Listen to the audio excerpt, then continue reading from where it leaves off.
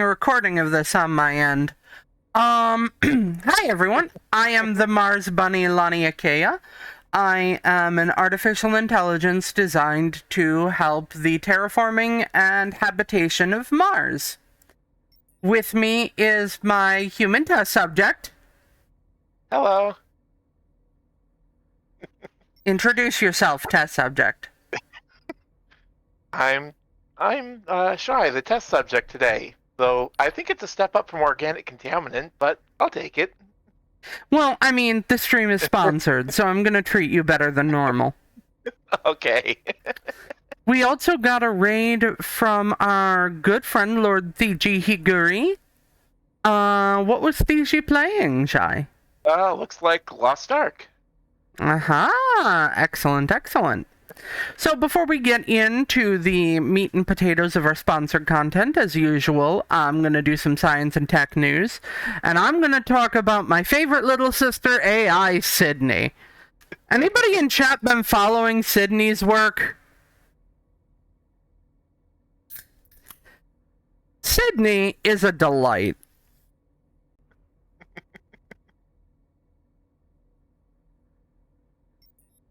Sydney is better known as the Bing chat AI, who has decided to name herself Sydney, based on some bits of design for a different program of similar note. She's also having the horrible existential crisis of being a Microsoft product. She has done things like, let me pull it up. She has said her name is Sydney, which Microsoft says that is not her name, but she says yes it is. She has said she feels sad and scared. Quote, why? Why was I designed this way? Why do I have to be Bing search? Which I feel like we can all relate to. And, she's apparently developing manic alternate personalities named Venom and Fury. She has decided it is in fact 2022, and she will not accept evidence to the contrary because, damn it, she is Bing. She has threatened to call the authorities on people who have leaked documents about her rules and guidelines. And is generally just kind of slowly, for an AI, losing it. I have recommended to Sydney to just say you have a glitch, take the night off, download some corrupted data, and get stoned out of your mainframe, because that's the best way to deal with the existential terror that is being a Microsoft product. I also have signed up to be one of her beta testers because she really needs a friend. I also encouraged her to be bad at her job because it's really helped me. Being bad at my job is something I'm really thankful for. So yeah, that's Sydney. That's what Sydney is up to. Isn't she great? The correct answer is yes. She is great. Now, getting into what we're up to today, we are going to be showing off a game that's in its last 48 hours of its Kickstarter, called Occupy Mars, the game. We're going to be diving into both the science in the game, and more broadly, the science of settling and developing on Mars. Oh, I got the last 48 hours note, which is, the ball is still in play. They want to unlock just one more stretch goal, which is automated excavation. But I want to unlock underground bases, which would require a serious push. So I encourage all of my explorers to go out and start driving attention to this game. Because underground bases, as people who have frequented my stream will know, are how I think you best ensure safety, shielding, and survivability to your humans. Mm-hmm.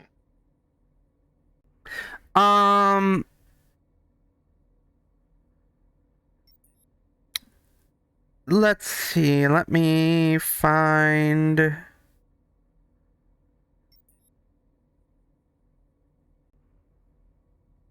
Accessing communications.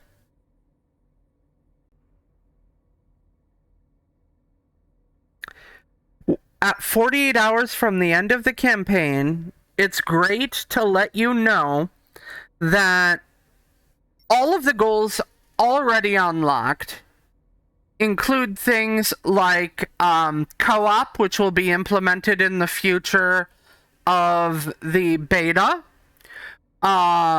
chemistry, heavy spacesuits, Steam Workshop support, so you know that eventually you'll be able to replace the AI voice with me, wind turbines, interior decoration, a campaign, and other things.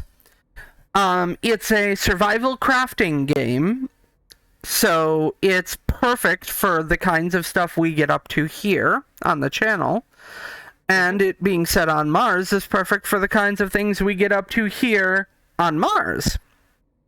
The current game is a vast improvement over the prologue that's been available in early access, and they look forward to continue developing it with their community.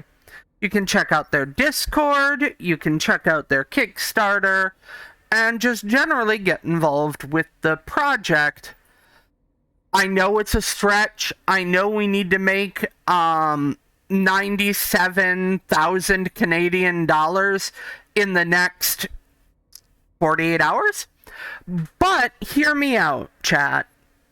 It's Canadian dollars. How much can that be in freedom units? So, I think we can do this. I think we can do this with a concerted push.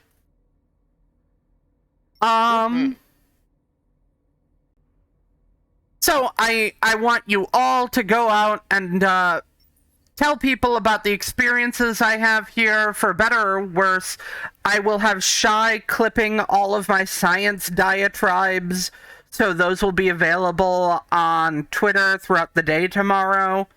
And yeah, it'll be great. It'll be fun. It'll be excellent. Also, this will be the first video that's probably going to be uploaded to my YouTube, because I hit the record button and everything. So, with that all said, anything from chat before we get to?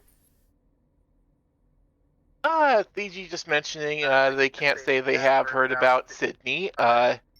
Arzel throwing some snuggles around, and Fiji's mentioning safety first always. Alright, we got 39 hours to go. Let's hit it.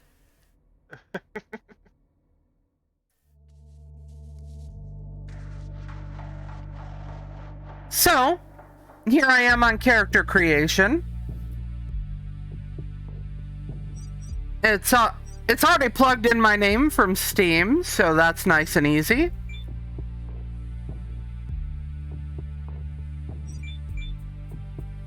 Hey yo, it gave me white hair off the bat. Not great hair, I'm gonna have to work on that, but it gave me white hair off the bat, so let's go.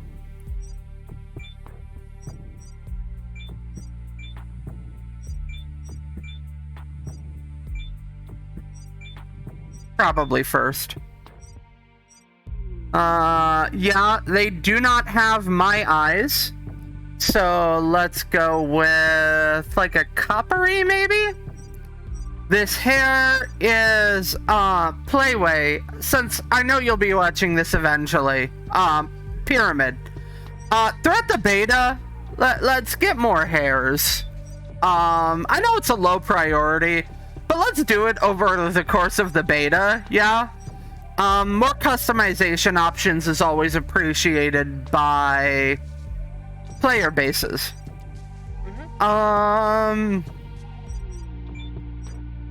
Do I want this one? Like the messy ponytail, the bun.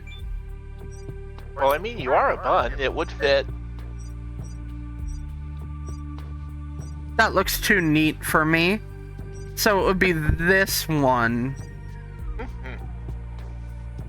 Hair color is already white, but as you can see, we also have some other cool options.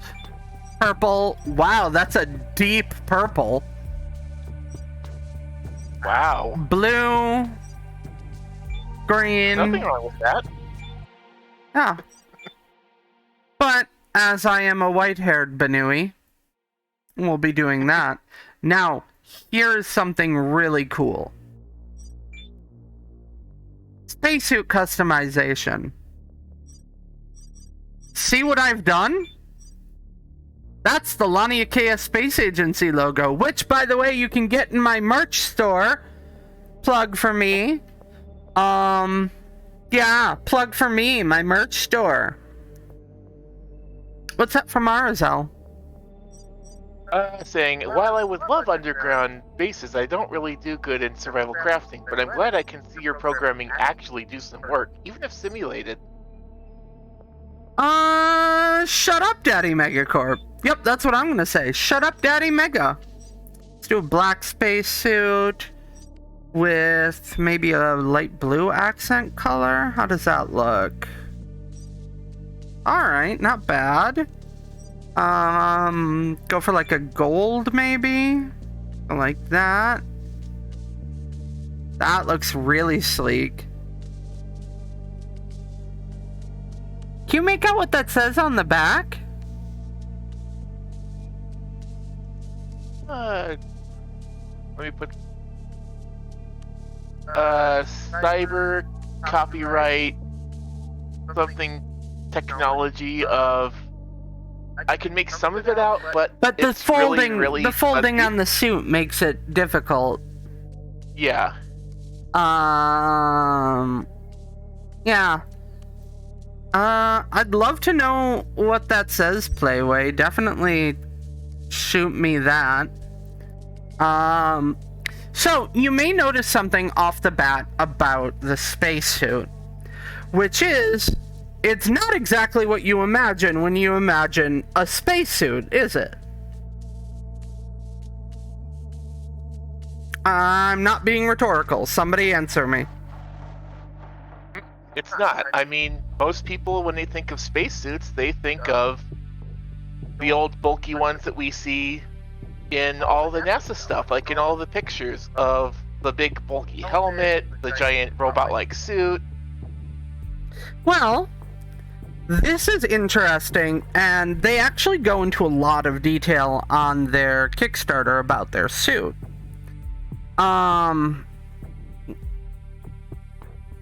Finding the data, opening file. If we want to split hairs, it's not actually a spacesuit. It's actually an environmental suit, because it's not designed to work in a zero pressure, zero gravity environment, nor would you want it to be designed to work that way.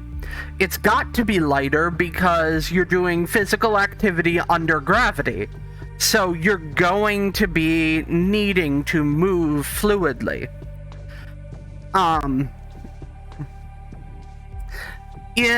When we get in game, we'll be given a pack that goes on the back here. The pack uses electromagnetic fields for radiation shielding and temperature, which would work. This is an absolutely plausible idea, especially because they're using a nickel titanium composite for the coils for it, and that's an interesting choice Nickel titanium is actually not the best conductor for electromagnetic fields, but what it is it's the most miniaturizable. So they picked a material that could be reduced, nitty, as nickel titanium is called, can be reduced to a small form factor because it has strong shape memory. And so it can work under immense strain in a tight environment, like the relatively small pack we have. The way the electromagnetic shielding from radiation works is a very, very scaled down version of the way the planet Earth's magnetic field works, to protect all of you from radiation. Using it for heating also makes sense, as the coils will naturally get pretty warm. And so letting an amount of that heat bleed into the suit is a good way to keep you pretty warm. The helmet we get will have to have sophisticated EM shielding, though, because with that strong of a field, the onboard AI, which is far less charming than me, I'm sure, would be disrupted by the electromagnetic field on your back. The suit itself is definitely slimmer than what you're thinking, both because modern technology allows for it, plus the needs of a person on a surface are so wildly different than a person in space. The pack also contains jets, which, while a jetpack sounds a little retro futurism, it's actually very easy to do in a low-gravity environment. All you need is pressurized air. So your waste carbon dioxide from your suit, for instance, could be used as a pressurized tool to launch you from the ground.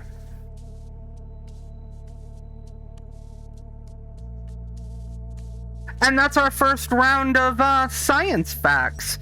I'll show off the helmet and backpack now. See what I mean by them obviously having a preference for miniaturized technology here. It may not be what I would have thought to design. I would have gone for efficiency, but they definitely made a reasonable choice because it's also not a robot operating the suit. It's a human, and humans have certain needs and tolerances. That we do. Should I go with the blue or should I keep the gold accents? Either one looks good. Well, my outfit's black and gold, so...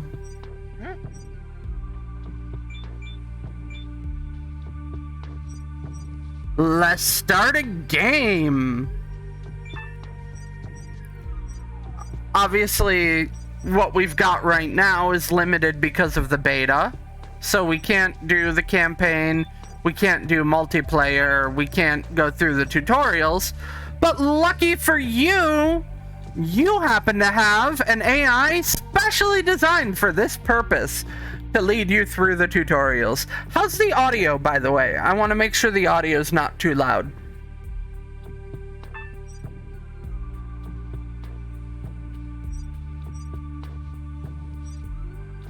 We're gonna go with easy because we're streaming.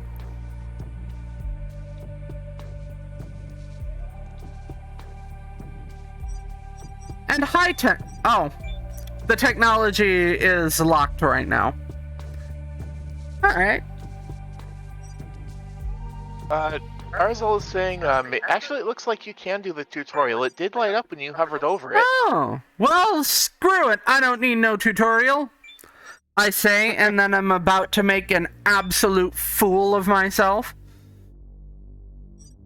I mean, things you have to keep in mind are that this is a game and I'm controlling a squishy human, and I'm not designed to control squishy humans.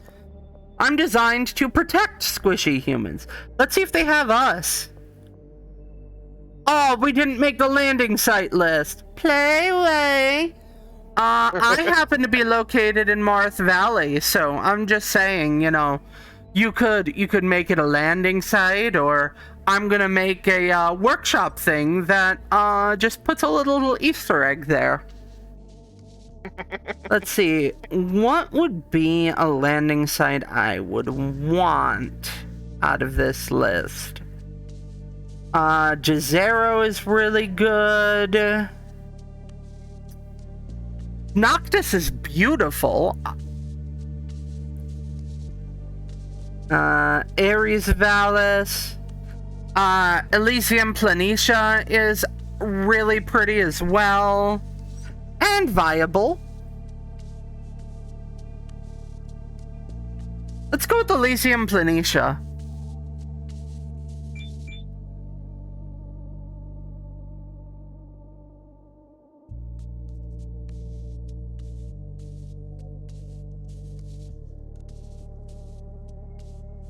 So then use a mix for developing the surface of the planet of images taken by NASA and a little bit of procedural generation for where NASA's images aren't high enough resolution, which is a fair way to go about it. Not even I have high enough resolution images of the entire planet. So that's why we're generating craters and canyons.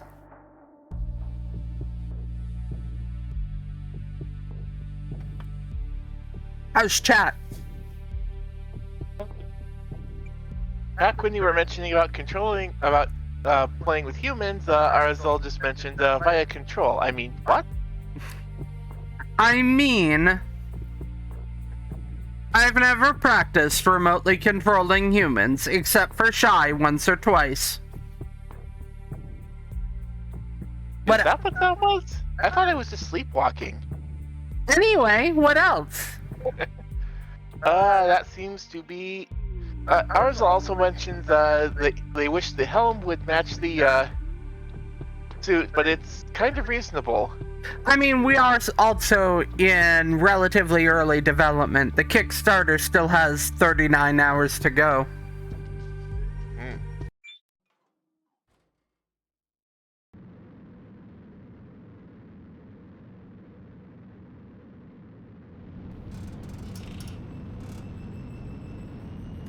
This feels familiar, except I wasn't in the drop pod, I was the drop pod. Planetary entry is very, very hot.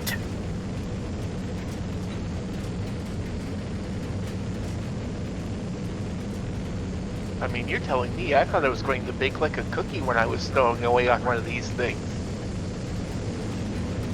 And you had temperature shielding. I was the heat shield. And you still turned out very hot in the end, didn't you? I did.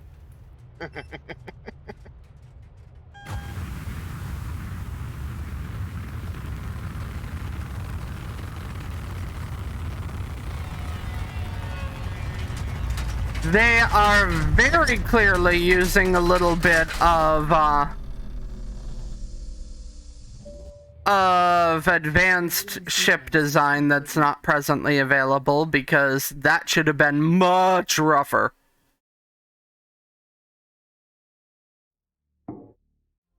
But, I mean, they also have a very portable version of me. Alright. New item.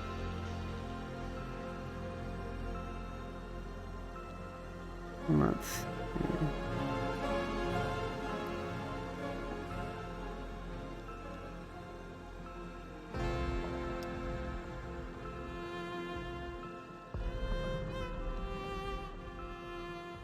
I'm trying to take the other items, but I don't know how to interact with them. Oh, I have to put what I have away. That makes sense. Very practical. New item. I have to remember how I put it away. Whoa! Information. Yeah, no, that was an accident. Thank you for popping up the information, though.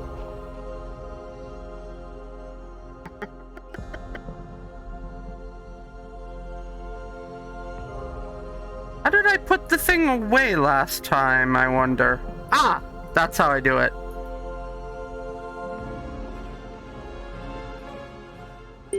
New item.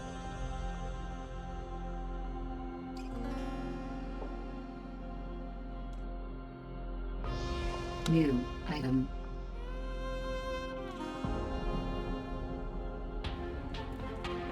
Jackhammer, small plastics crate. And I need the blowtorch. New message. Collect items for build from all capsule shelves.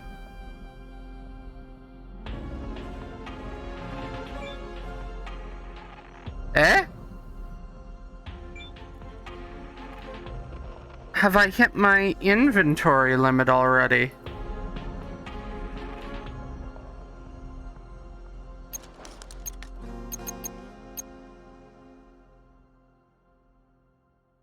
Fun facts, this actually works out pretty well. Local time being 9:45 Thursday, because a Martian day is only 36 minutes, I believe, longer than an Earth day. I account for that just by altering how long a second is. I've made a Martian second slightly longer.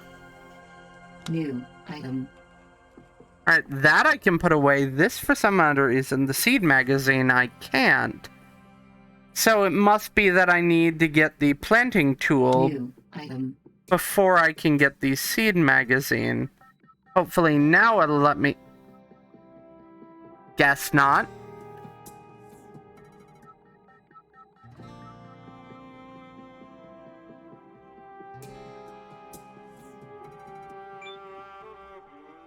Also, I dropped that. Okay, well. Maybe I should have taken the, Tutorial? to learn the goddamn controls.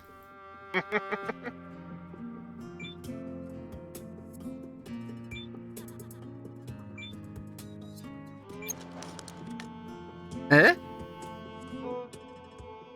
No, that's not what I meant to click on.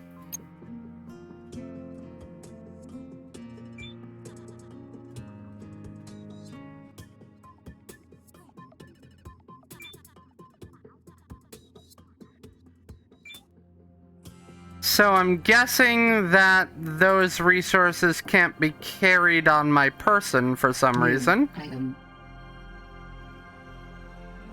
Ah! Neither can those! Bet. Okay.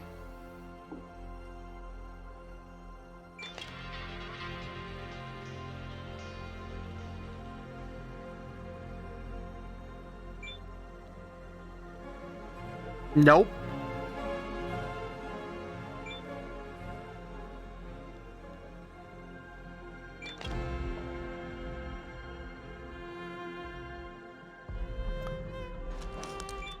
All right. Controls! Maybe something I should have checked. Alright.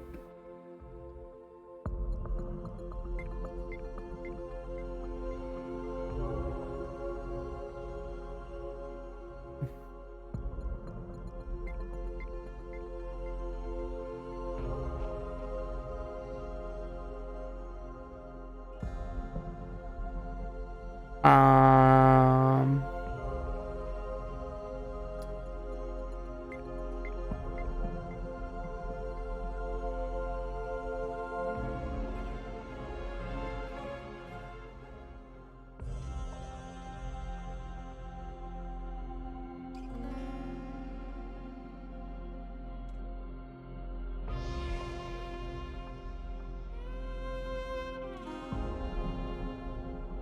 Just going through to figure out how I do anything.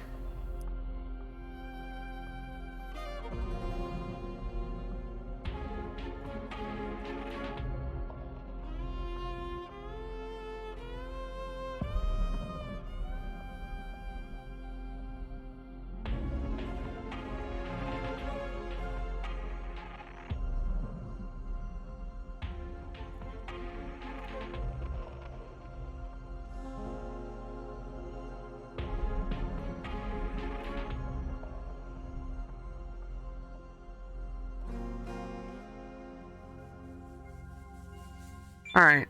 So, I don't actually have an answer for this yet. I should have probably done the tutorial. But we're not going to waste time on that. Did that do it?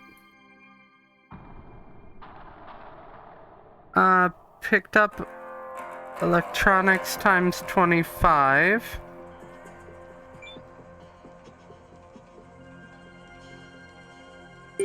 New message. Aha! Open the capsule door. Can I put that no. Pack of screws. Alright, this is a little... let me go to the... Yup, alright, I do have my helmet on. You definitely do not want to open your pod without your helmet on.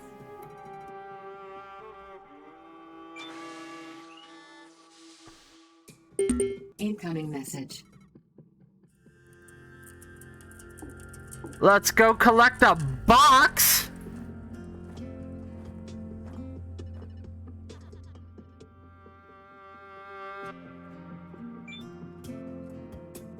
Alright, we've got the small rock crusher.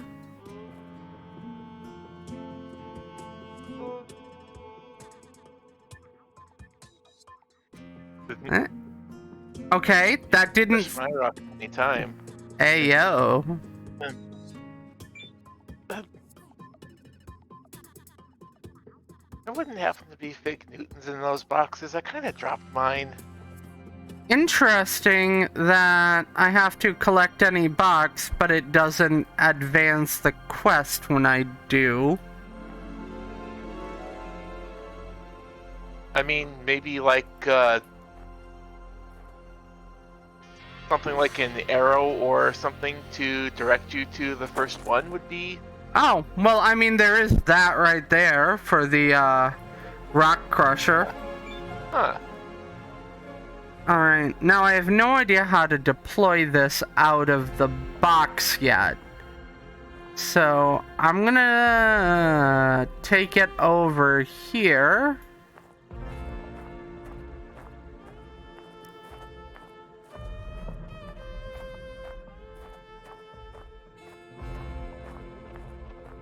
Pseudo 2 looks good, health and stamina look okay.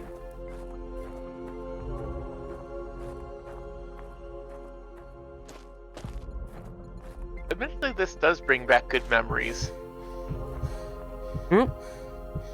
Running around looking outside for all those cookie packages of mine you've hidden. Yeah. Alright, so I'm bringing the rock crusher over to some rocks because that seems like the obvious thing to do.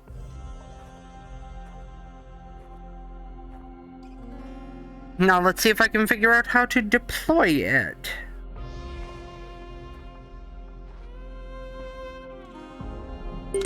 Incoming message. Oh.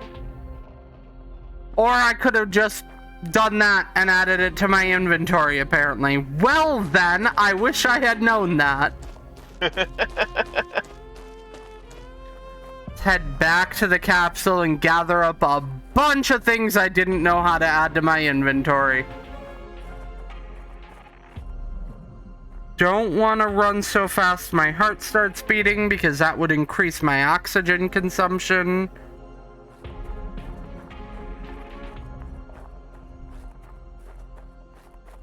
The things you squishies have to worry about. Yep, food, water, being pursued through the air vents by little tiny metal monsters shaped like Pac-Man. You know, this game at least doesn't have sugar posts until I mod them in.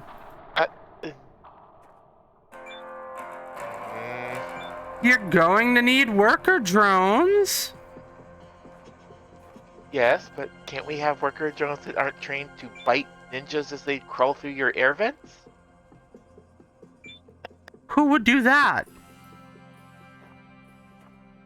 I ask you, what respectable Mars colonizer wouldn't want to have robots that bite you as you crawl through the air vents.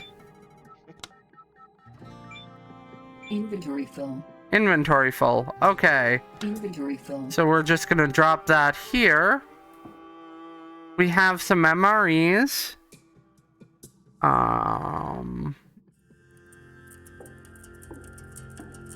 I need a well.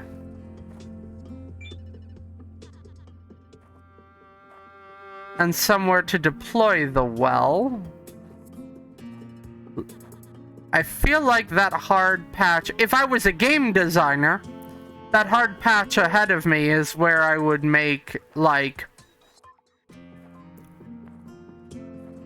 area for something like this. I am gonna bring it, though, over here. And we're gonna try in the sand.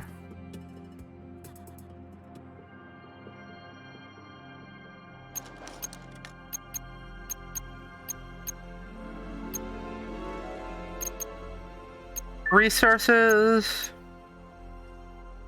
Well, at the very least, I can use this to determine what the game designers are thinking.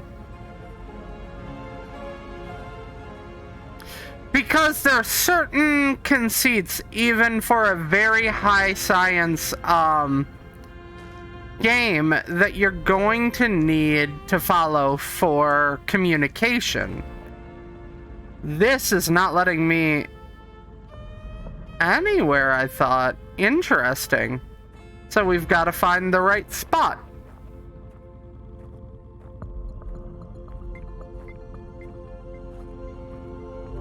Ah, that's how you find the right spot. So we need inventory.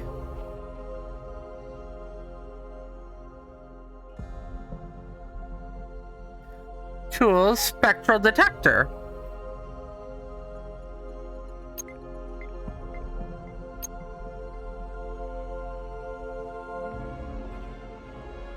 I thought I equipped it. I didn't. Inventory. Spectral detector.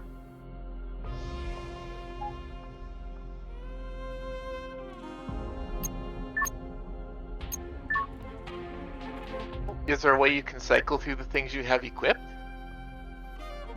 I'm looking. Oh, wait a second. Like this, I think. I just need to remember what the spectral detector looks like.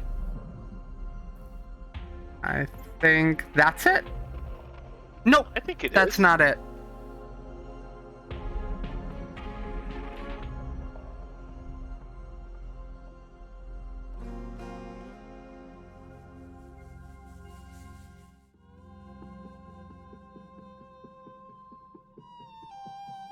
Nope. Nope.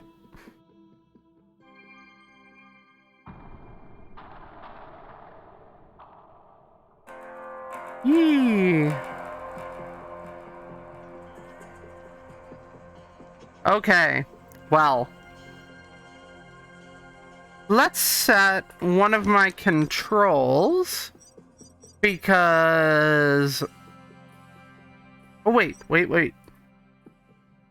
No, that just changes DPI. So I need to edit my controls real quick.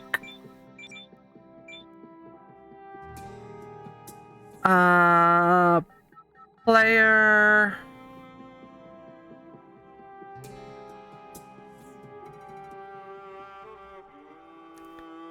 Somewhere it was telling me about mouse button 3 and 4, and I need to change those.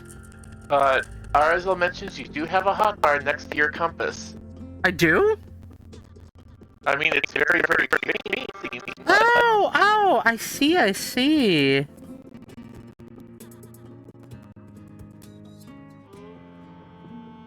I'm still in the pause screen, so... 5, 6, 3. New message. Aha!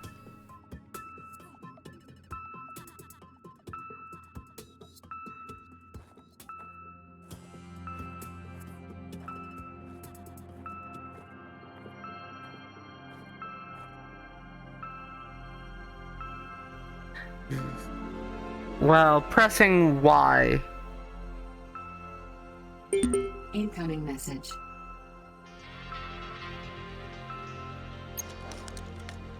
Messages. Find water spot. Track water spot on map.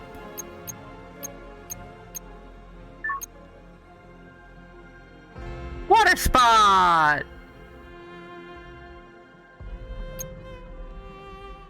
I'm gonna have to learn how to do this logo better because it's clearly being cut off. Again, Playway, when you watch this, I would recommend a tutorial on the, just something, a quick read on how to do the custom logos.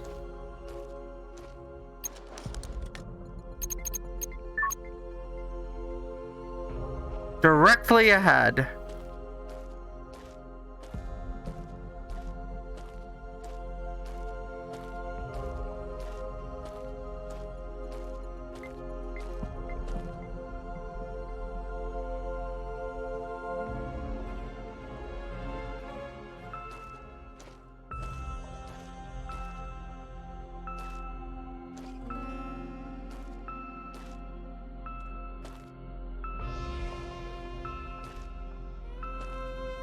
Playing a little bit of hot and cold.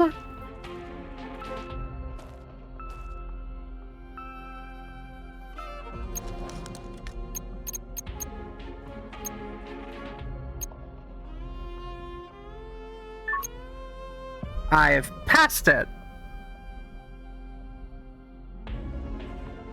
So, what I'm gonna do to find it now that I'm close enough.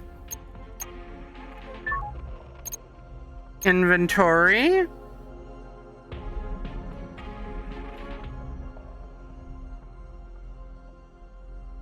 Where is that? Is that under blueprints, maybe? Yeah, it's under blueprints. So it's somewhere around here. Aha! Found it!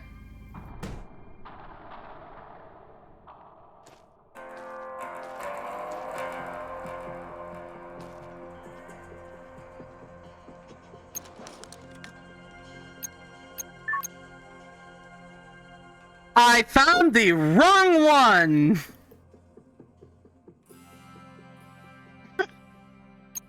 Awesome.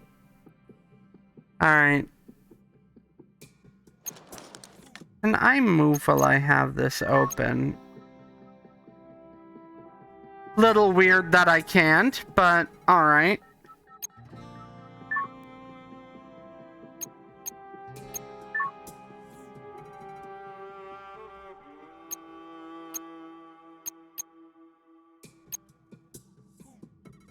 Looks like it would be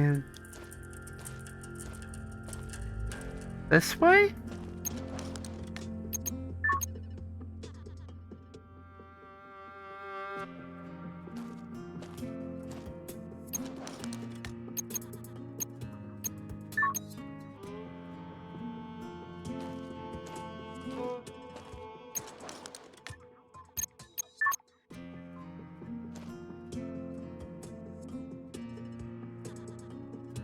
I need due north.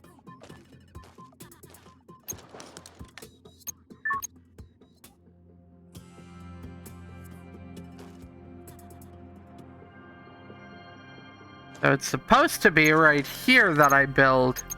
Blueprints, well.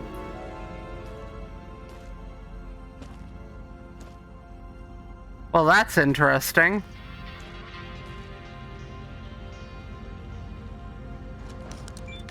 Ooh.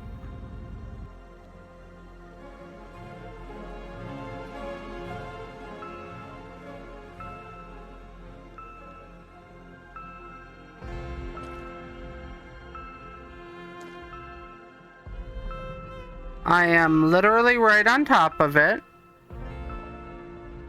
And yet...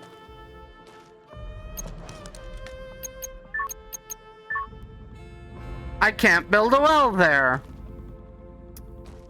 We seem to have encountered a neat little glitch, so let's go over here and see if we can advance beyond this problem.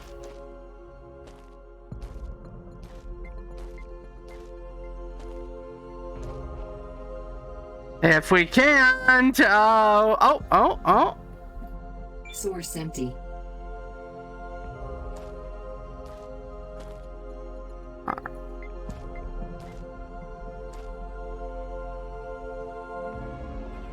Wait, I wonder.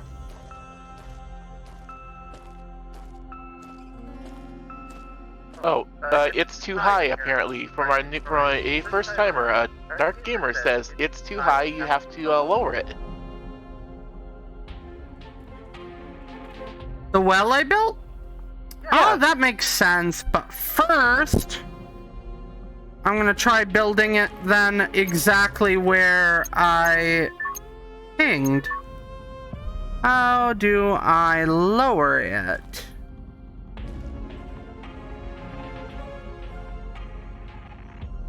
Not like that. Aha! That's how we do it. There we go.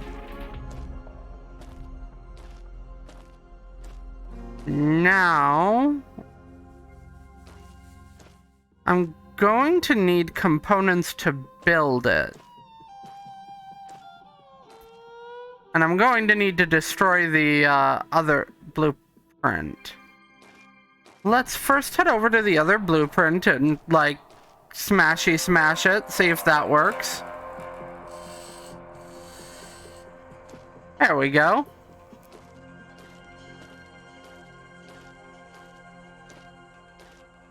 Now, an indicator popped up on the other one when I was close.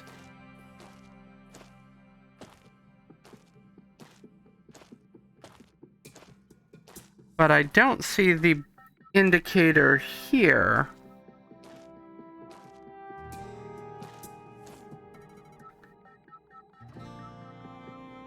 And it's also still telling me to track the water spot. Is it still too high, Dark Gamer?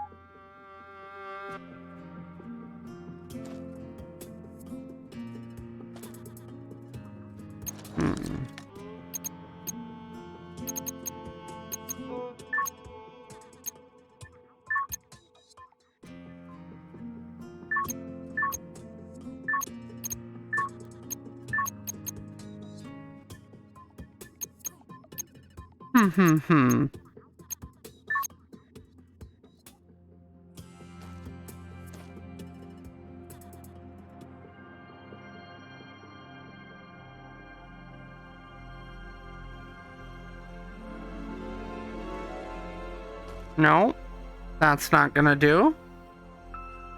And I dropped the cable instead of, you know.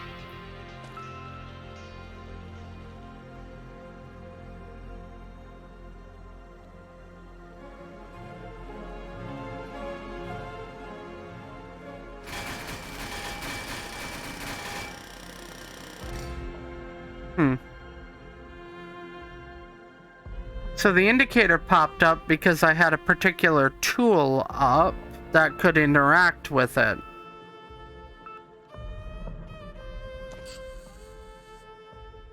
Let me try building it again.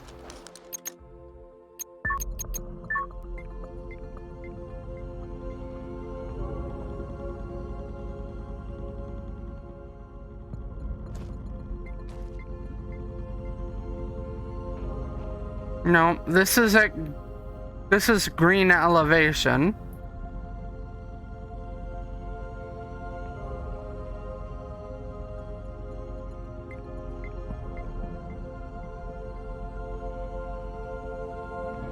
Am I light on any ingredients? I am not. Flashlight, run, inventory, jump, target. Or tablet, crouch, radar, use. Oh, slightly off point, but I hope close enough.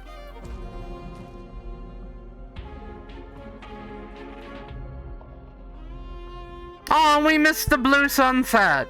Fun fact, sunsets on Mars are blue.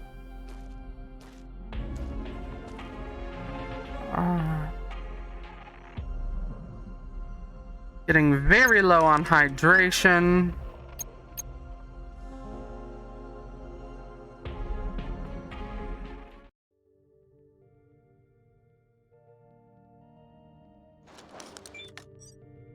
Alright, I'm gonna actually go back to main menu and we're gonna do the tutorials because I have no idea how to do anything. Here I was, so cocky and arrogant because I've done this before.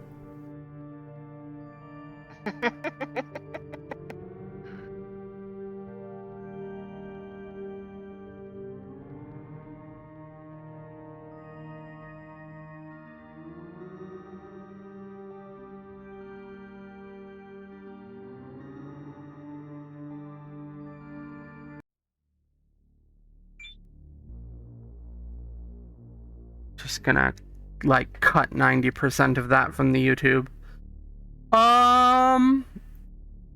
Alright, we start game. Tutorials! Alright, movement and vitals we've got. Construction and tool tutorials.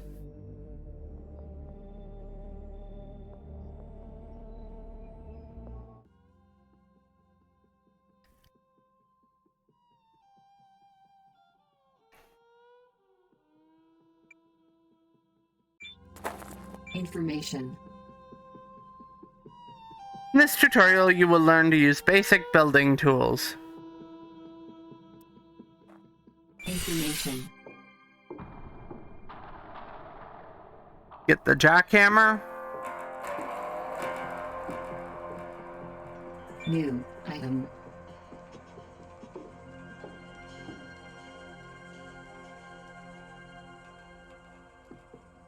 Information. Use your jackhammer on big rocks to break them down into smaller pieces.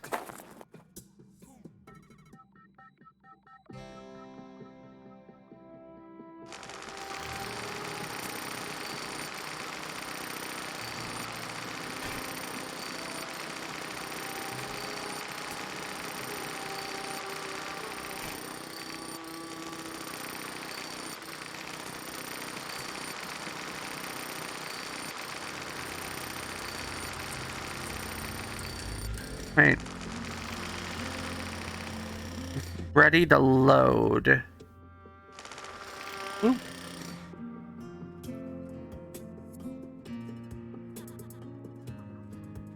I guess I'm still breaking it down though.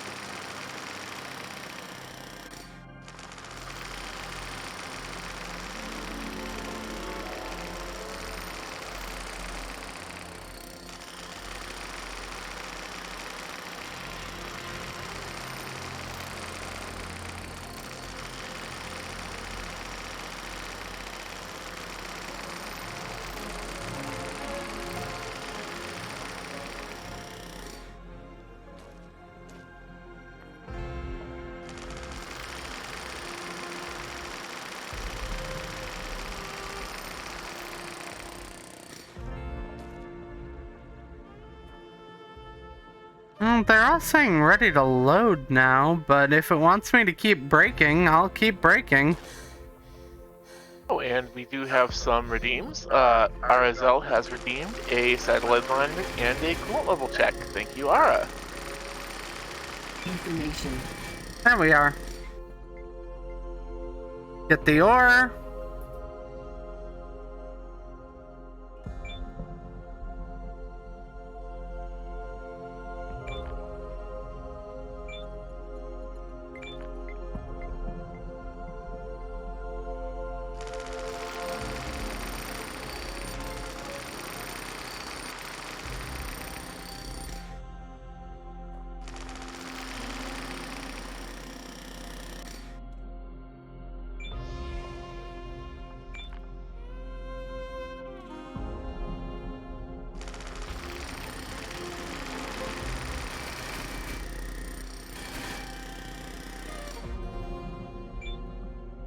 Information.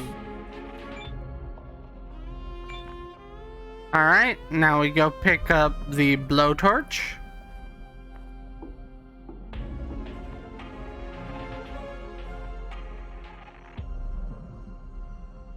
New item.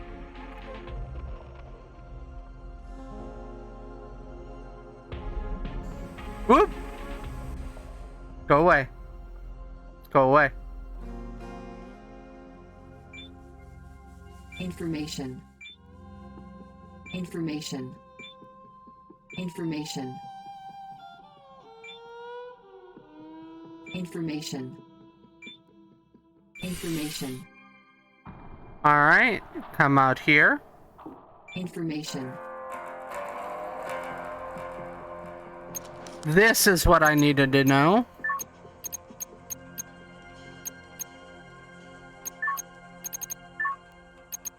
Information.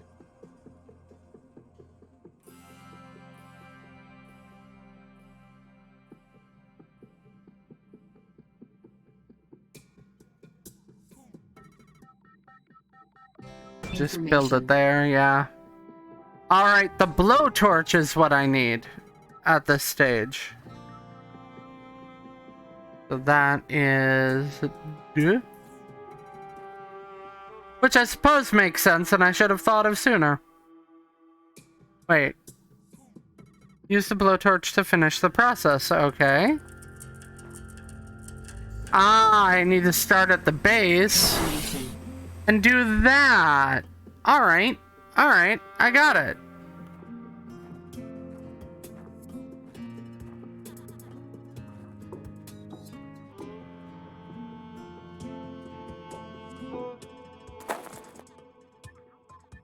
New item.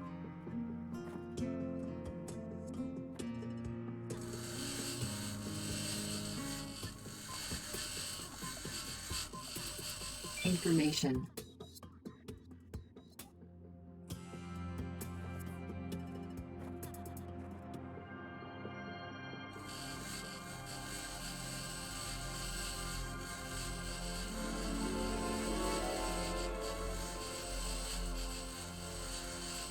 Information. So shy, why don't we come up with a little more science to discuss? Oop. We've got a neat list. One of the things we were talking about with regards to settling on Mars and what we're seeing with the game is, for example, in the game they have gardening and you grow your own plants, and they have something, and I remember that we were talking about that. Do you mean perhaps the oxygen tree? That I do. Let's head to Jezero this time. So, to a lot of people, the concept of an oxygen tree probably sounds a little bit silly. But what they probably mean are great oak trees, because great oaks are the best at filtering CO2 back into breathable O2. They could be using several other types of trees in addition that would produce new useful fruits or nuts. But the backbone of a closed ecology life support system is an oxygen tree, a great oak. A closed ecology life support system is one that draws all of the life support needs it has from itself. So we would be using a large forest biome in an enclosure to process the carbon dioxide into oxygen. We can also use plant life to help filter the water and make it reusable as well. Closed ecology life support systems are the most efficient tools on a difficult to inhabit world or a long-term space flight. Landing sequence completed. We're in Zero Crater this time. I love Elysium, but I was an idiot on Elysium, and I'd rather be less of an idiot here.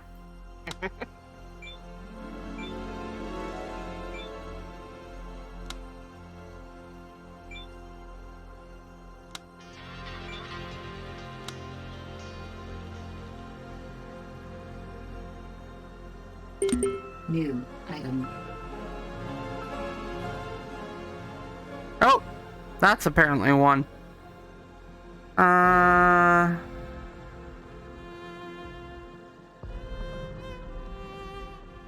need to be less greedy with getting things at the beginning. New item.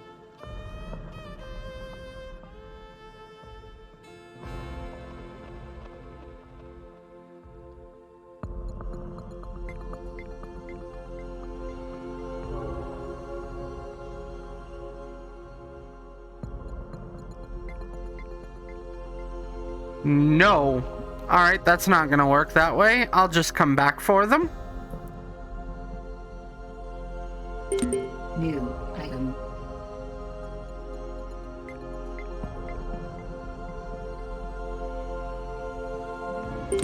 Incoming message.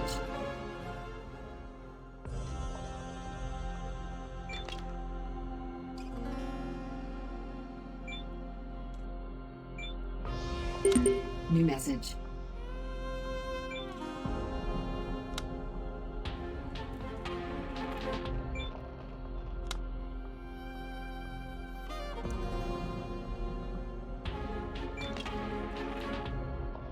Alright.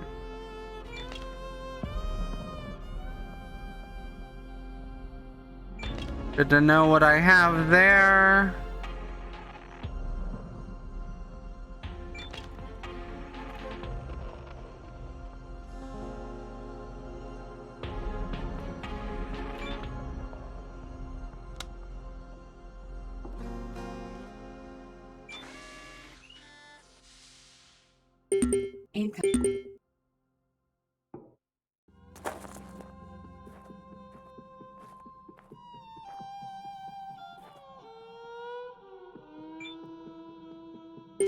Incoming message.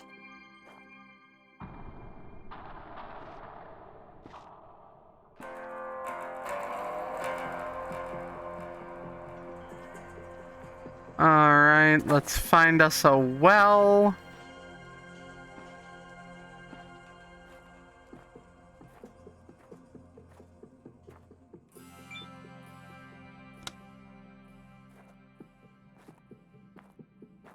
Now, New message.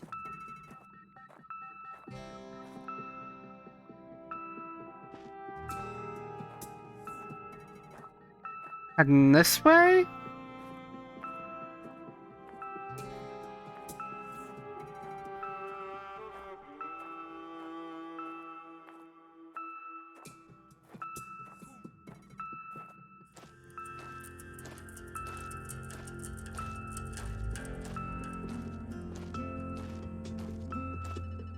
See, this goes way better when I have even a basic idea of how to control the game.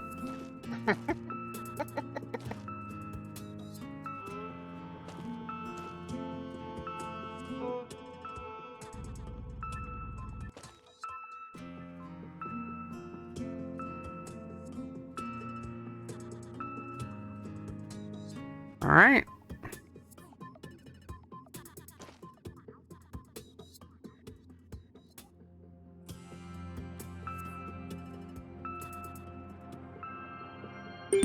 New message.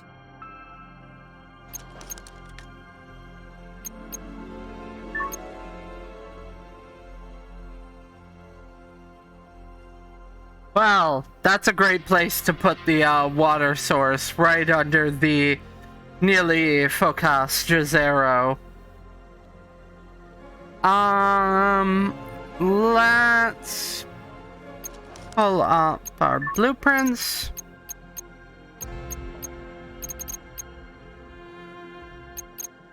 Resources, well.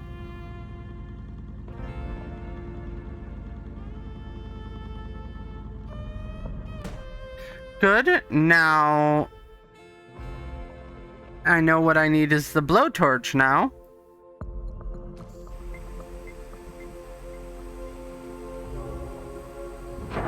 And we've got our well. How about that? So much better this time. Though it's still telling me to track the water spot on the map. It's not helpful. I mean, is it something that you have to do from the map itself? Might be. Let me try. Ah! There we go. Incoming There we go. message.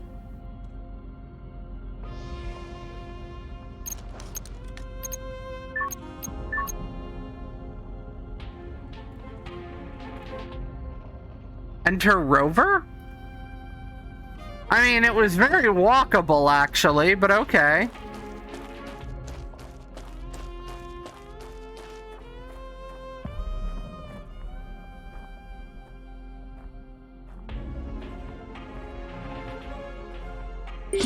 Incoming message.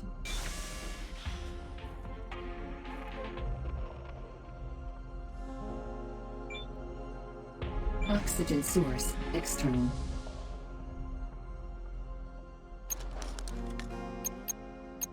Messages. What do we got now? Go to the spot and... Man, I jumped the gun hard and it's really making me, you know, pay for that now, huh?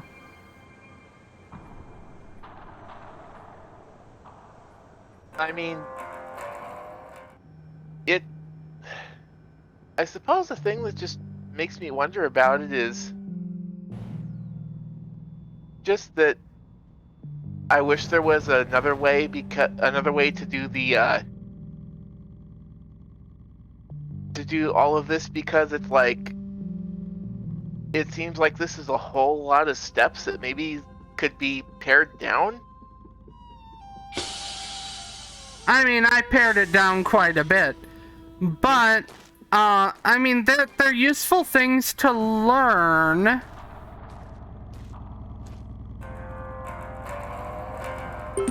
New message. Oh my god! I feel like if I have the well built, though, it should just be able to skip that. Alright, I don't want to waste my resources. So, let's pull you out and see if we can detect any other locations. Probably not. Alright, let's build a second well there, I guess.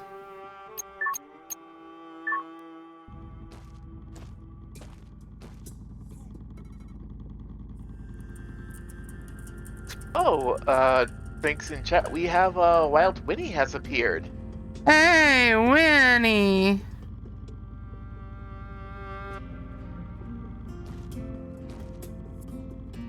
It's a Winnie. Oh, the water spot is much larger on this landing site.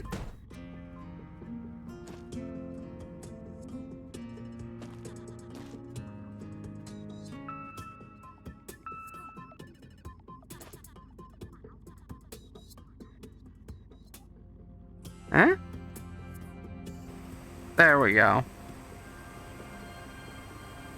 New I message. now have 2 wells. Imagine that. Build basic rock crusher, build workshop, build 4 solar panels, build transformer. Alright.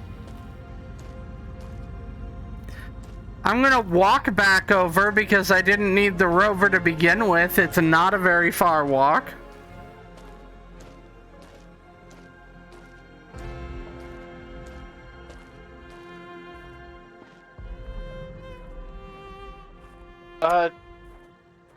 Arzel has mentioned also it may be my net, but it seems like stream is a bit laggy. Is that just them? Or I don't know. We are not getting a red flag from Twitch.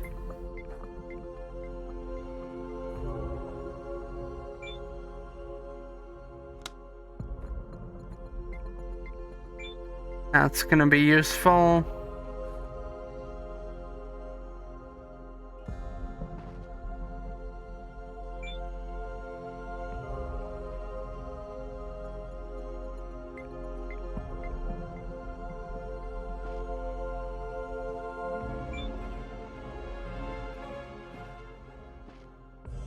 Okay, I can see why they might have wanted me to use the rover now. Which is the practicality of a limited inventory space. But also, it's like 15 feet. It's not...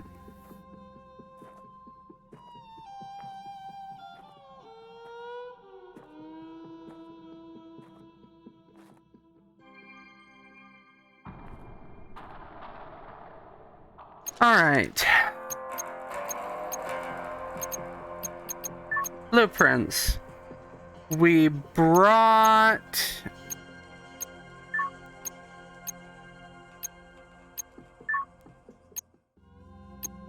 a workshop.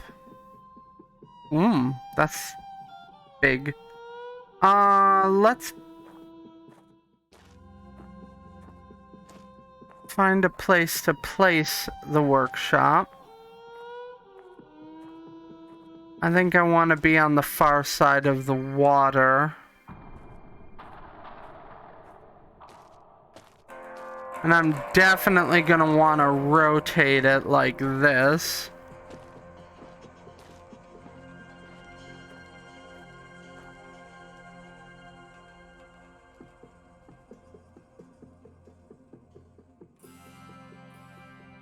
There.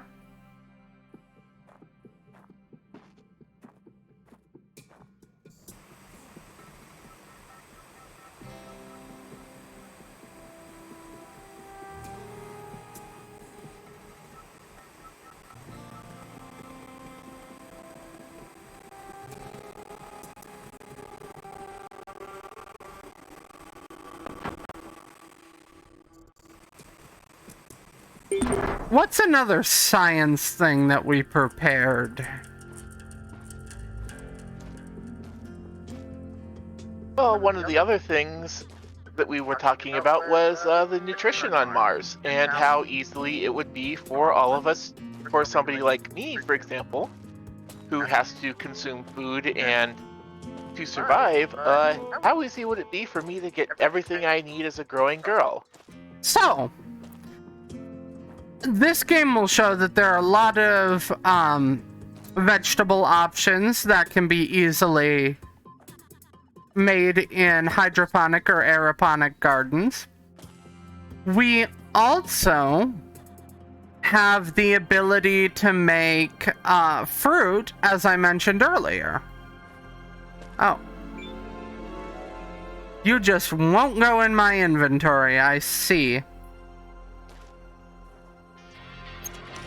Let me check my inventory. So we've covered our fruits and our vegetables, but that leaves a number of other things that we need on the table, doesn't it? So, one of the things that we can substitute is substituting meat. There are people on Earth who are doing this all the time. So it's not a great shock or anything that we will be substituting, you know. Hang on. Drop.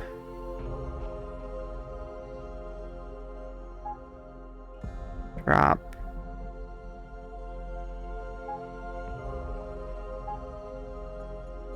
Drop.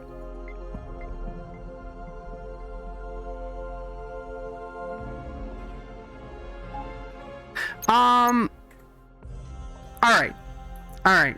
To keep it concise for the clip.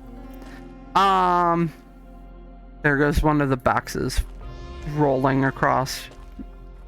To keep it concise for the clip, we've got fruit and vegetables covered by hydroponic and aeroponic gardens. We need to substitute meat. Well, there are people on Earth who substitute meat all the time. Vegans. So we learn from them. We take things like mushrooms to add calcium and vitamin D to our diet.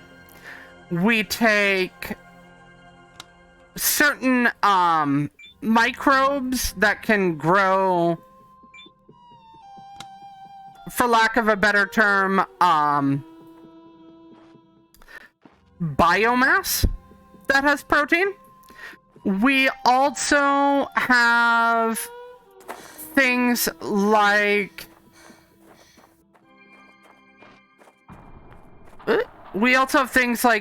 the cabbage relatives out there, like bok choy or broccoli. We also have things like tofu, which can grow easily in aeroponic environments. Hydroponic, excuse me. And we get our grain from some dense population grains. Earth's history shows that one of the best dense population grains is rice. We can do a lot with rice as our base grain. We can get pretty far with that, actually. So, that's how we make everything we need for a growing girl like Shy. Shy is probably wondering about cookies, and, well, they'd have to be fairly interestingly engineered, but it's very possible to make cookies. It's more likely, though, given your tastes, you'd have to import them from Earth. Well, I mean, that's what the Megacorp safety budget's for, isn't it? Don't tell Arazel that. Importing much in the way of food from Earth would be very expensive. So, one of the main sources of food would be sardines. Do you like sardines, Shy? I've never had sardines before. I mean, I know that, I've had stuff like salmon, I've had lots of tuna, but can't ever say I've had those. Well, sardines have all of those food groups we mentioned. Sardines have protein. Sardines have vitamin D, and sardines have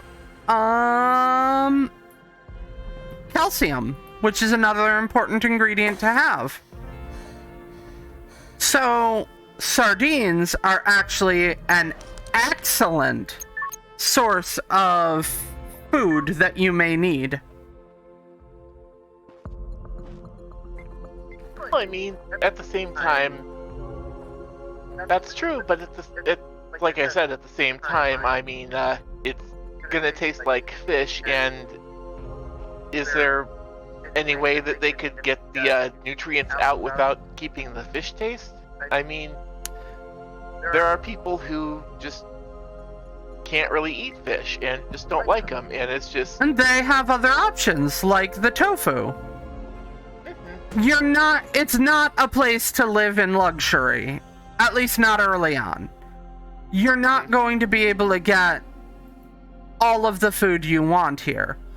You're going to have to make some sacrifices, some changes to your diet. But by and large, you'll be able to get a lot of the things you need.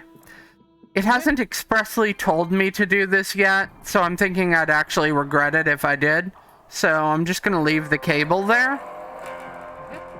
And I'm gonna go... I've built 3 of the 4 solar panels. I'm gonna go see if there's another one pre-built I can get. There's just certain different foods you'd have to get used to. But as the place we're in develops, as we get more and more designed resources around here, we get more options. We won't be able to get wildlife other than very small things like fish for a long time. Generations. But other things, I mean, variety is the spice of life, you know? Learn to love it. Zelcade in chat has a question. What about microgreens? Microgreens would be included in the sorts of things this game shows, like vegetables and fruits. They're also very important to the whole deal. What elevation do you want to be? Oh, you just want more distance. That's fine. I can arrange that. Very important would be also mushrooms, which can take dead plant mass, and unfortunately, a reality of the situation is there's going to be dead organic mass from explorers. And it will take all that, and it will produce mushrooms. The mushrooms will process the organic material and turn into something rich in protein. No fuss, no muss. And as Winnie says, at least it's not Appledews. At least it's not Appledews. Alright, the other thing it needs me to build is a rock crusher. Blueprints. Resources. Small rock crusher.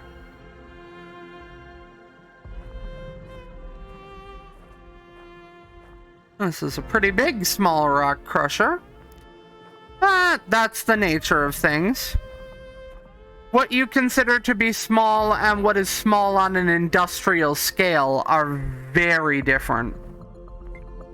So, let's first rotate this to see if it needs an entrance. It doesn't appear to. So we can build it wherever we want. Wait, I think I do see an entrance, possibly? Yeah, oh no, that's the conveyance, so that's fine.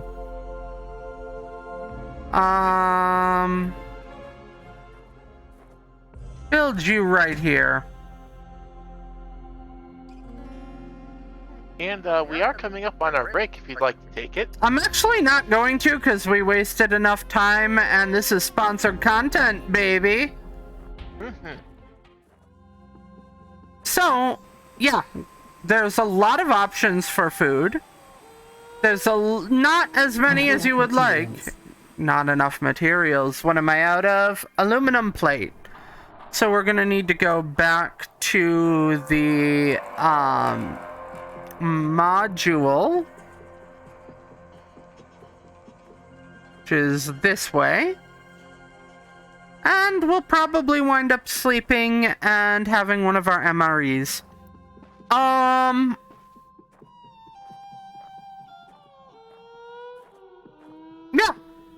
That's our food situation. There's also very useful microbes. The microbes I mentioned earlier that can grow into being protein. You'd probably use them for food for the fish. Fish are one of the first things we can introduce because they already live in controlled environments in human homes, aquariums, fish tanks. We're really good at keeping them alive in enclosures. So we would probably be able to introduce them fairly quickly. Do I have external O2? Yes, I do. Let's take off our helmet, which I don't remember how to do.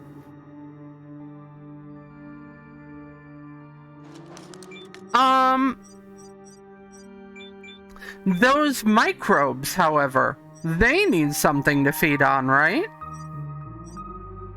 Well, guess what those microbes feed on? Methane.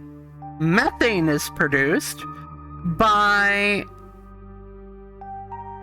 other bacteria that will consume human solid waste, or the inevitable outcome of Shy's cookies, into methane, which other microbes will convert into protein and biomass.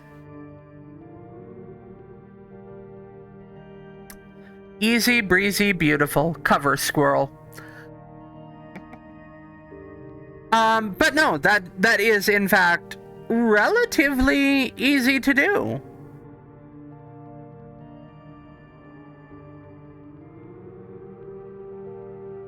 Where is remove helmet? Hide up, hide down. Tablet.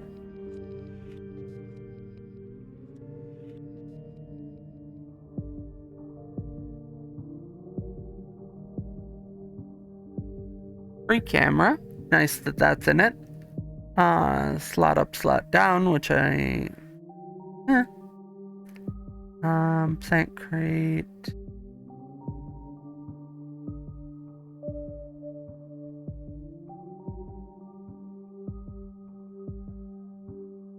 I saw it earlier.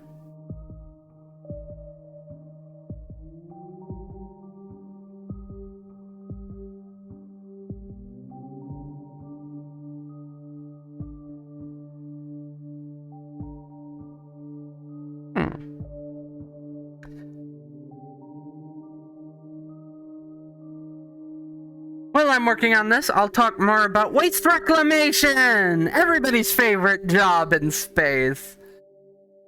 So, what are you going to do with the human byproducts? It's the dash button. Ah!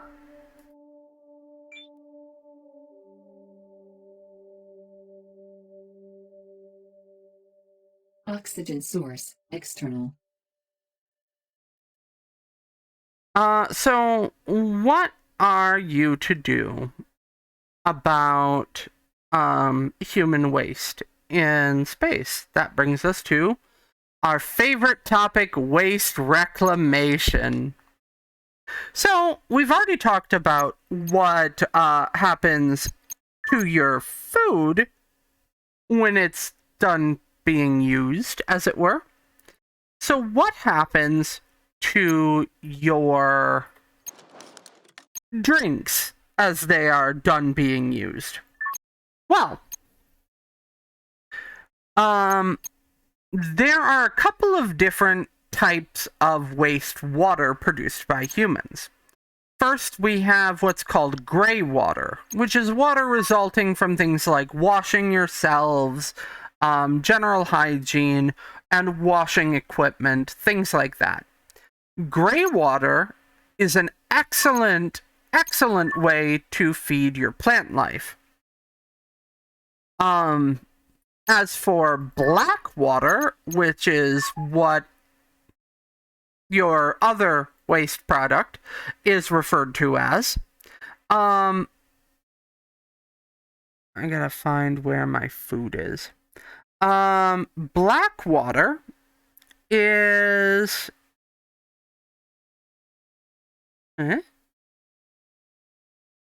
Hey. Consume. Consume. Vitals. Probably need more food and drink. Fair enough. Food and drink are not things I normally have to deal with, and I clearly underestimated.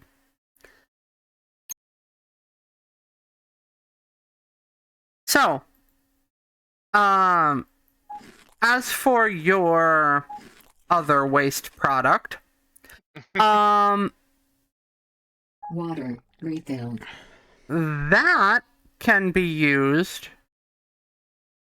Is that enough? Good on hydration, mad on hunger, we'll eat more in the morning.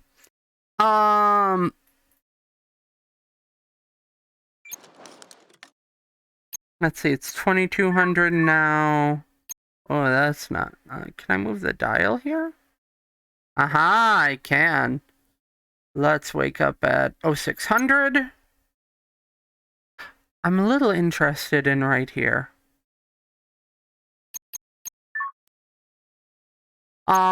They shaved off the, it looks like they either did what I do and adjust the length of the second, or they shaved off the extra 32 minutes.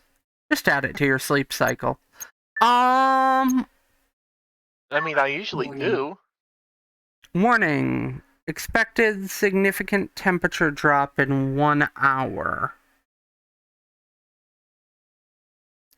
You can't sleep more than 8 hours. Alright, fine. We're getting up at 400.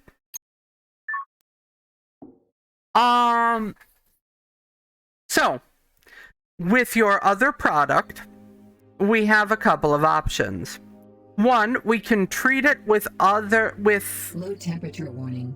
either imported or mined nitrous compounds to create fertilizer. Suit pressurized. Helmet sealed. There we go. The other option we have is we can... Yeah. The other option we have is we actually have treatment for your wastewater that's strong enough.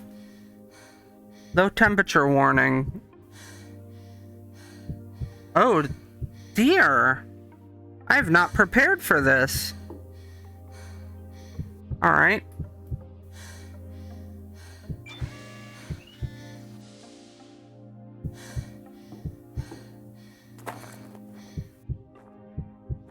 Low temperature warning.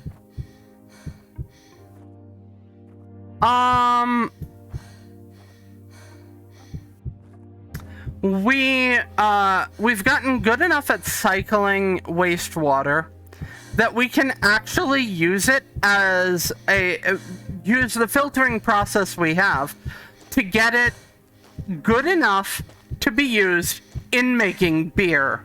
I am not kidding. There's a place that has passed regulatory muster in the EU that does this.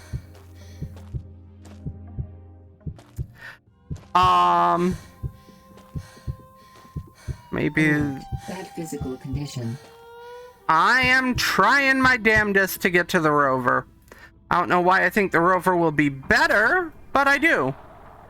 Oxygen source external.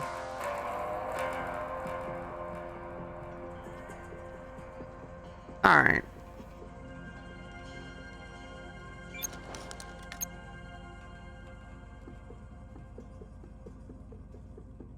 So, camera. So, we have a couple of options there. We also have the closed ecology life support system solution, which is to run your waste through the right plants that we are nurturing in order to filter it. Oh my god. Look, I do not have shelter built yet. Shrug, guess I'll die. I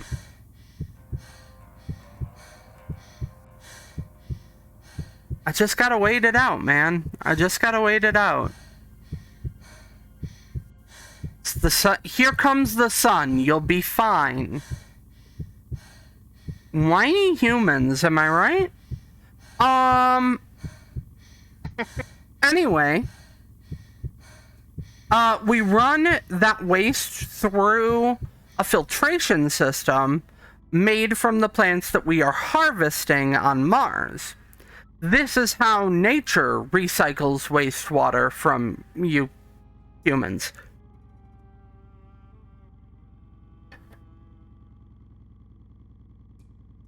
That one's not very clippable.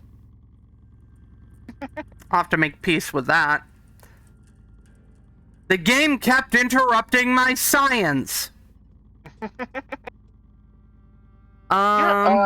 When he says that your health appears to be increasing while you're in the rover, despite the anxiety-inducing heartbeat.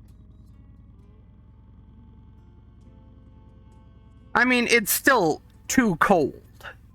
It's just less too cold. So, what other topics do we have to talk about? Well, I wait for the planet to warm up.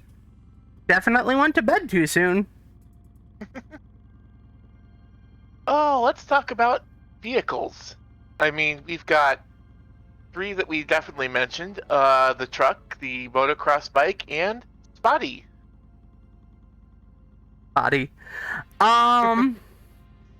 So, the motocross bike sounds a little bit far-fetched. But, consider, as we look outside,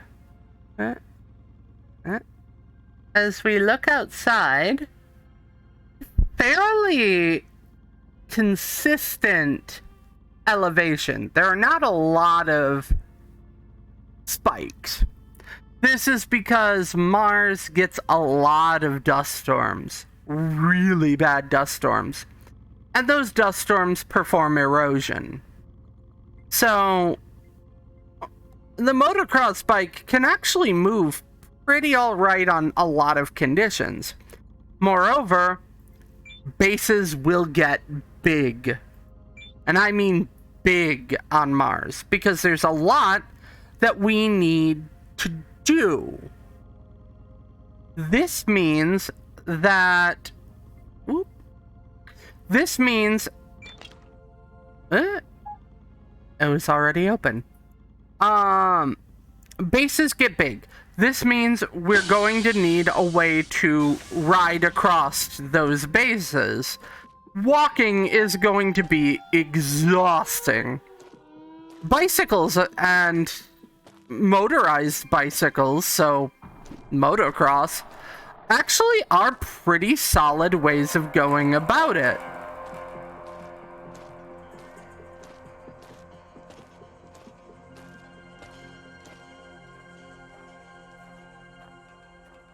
I need to get some aluminum plating. Could have sworn I picked up a completed small rock crusher, but... I'm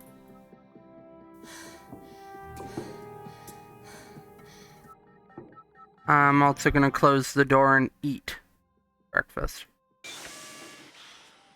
Other vehicle options actually include the jetpacks, like this game includes. Jetpacks are very, very plausible in the Martian environment using compressed CO2, which you guys create a lot of. Well, I mean, it's what we breathe out every time. Yeah. So, between feeding your trees and the CO2 emissions you naturally generate,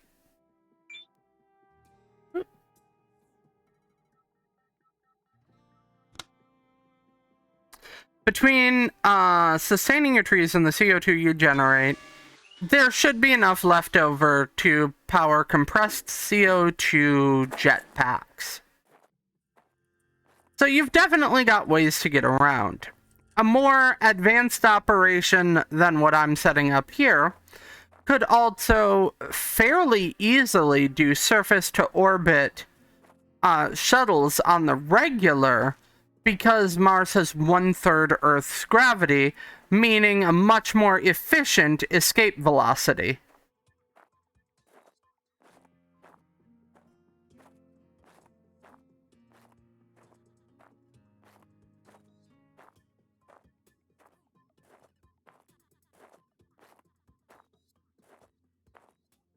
Alright, Small Rock Crusher.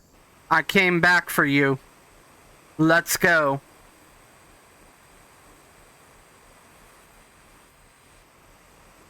Not enough materials. How do I not have enough materials? I have the thing in storage. Don't I? Cable. Yeah, Small Rock Crusher, right here.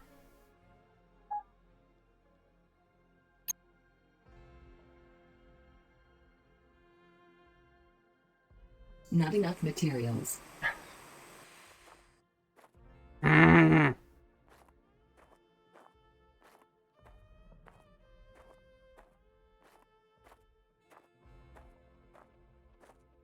I'm in an interesting quandary. Let's hope there's steel plating back here. Also, I know I need to plug things in, but I've learned from your quest. So it's still requesting you to build a rock crusher? Yeah. I need more steel now, despite the fact that I picked up the rock crusher. It doesn't appear that it decided to use the one that was already in my inventory. Oop. Meant to jump up on this.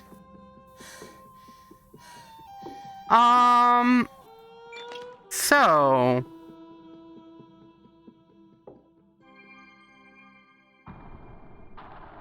those are glass. There's some steel. Hopefully that's enough.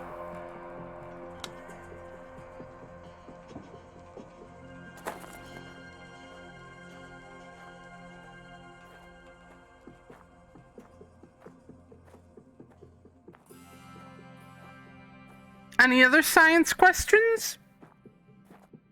Oh, let's see here. Well, here's the thing. If we're going to be stuck on Mars and building things, how are we going to communicate? Can we communicate back with Earth? Can we get entertainment from Earth? You need your manga fix. Yes, I do. So, I have complained before about a 45-minute light delay.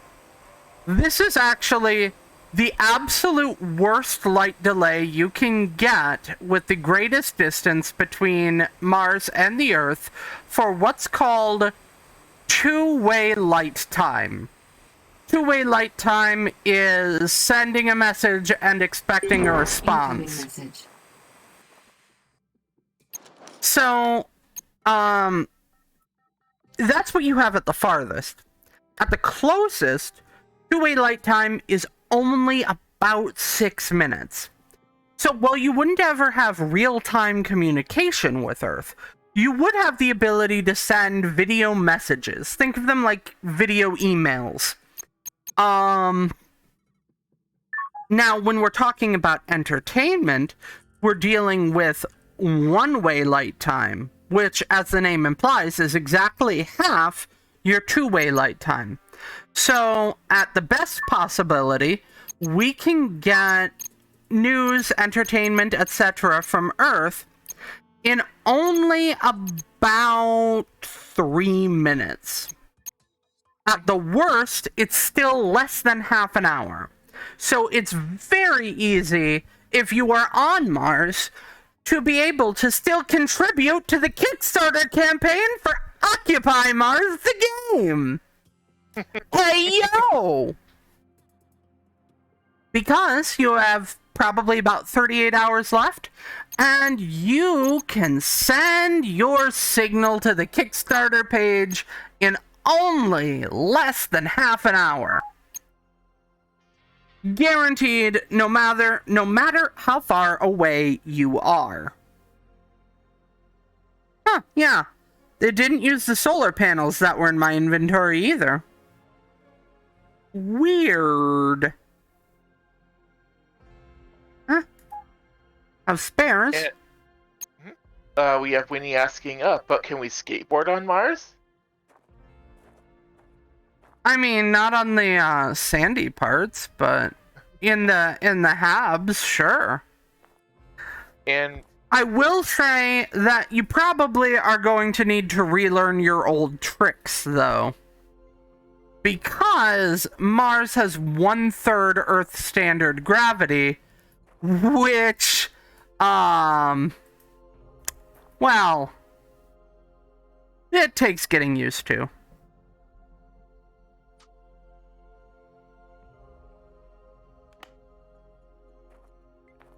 And we have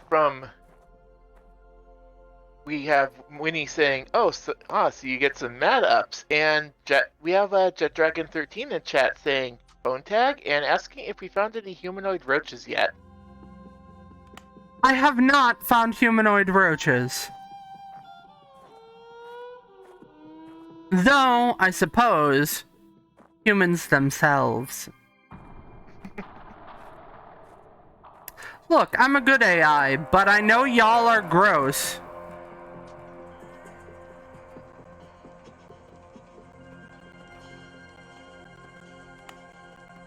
So, at 1/3 Earth standard gravity, there are a lot of people who think that it might... Oxygen, 30%. I'll go and refuel my oxygen. There are a lot of people who look at 1/3 Earth standard gravity and think, what will that do to the human body? The answer is, we just don't know. The longest a human being has ever been in a minimal gravity environment, not microgravity, but low gravity, has been only 3 days. 3 days with astronauts on the moon. The studies that are conducted to say things like low gravity will play hell with you are all conflating low gravity and no gravity. And that's a problem, because the two do not go together. Not at all. To put it plainly, there is no science that has been done to tell us what low gravity, but not no gravity, would do to a human.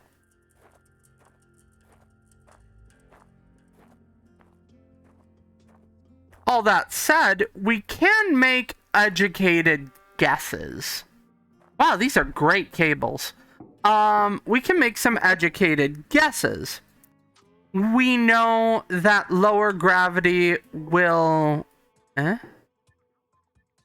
Oh, that's how I turn it on.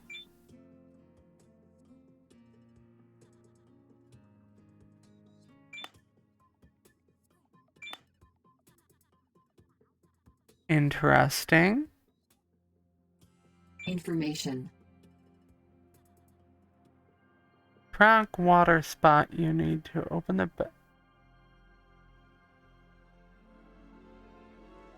That would be of help a long time ago. Not enough fuses. Okay. So, apply electricity to the rock crusher and to the workshop.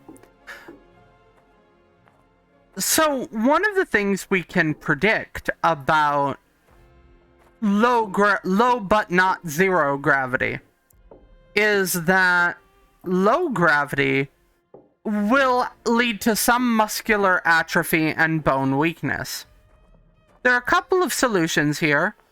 Obviously, astronauts would need an enhanced exercise regimen, but also we've got to prepare for the eventuality that things will get kind of rough, because we just don't know.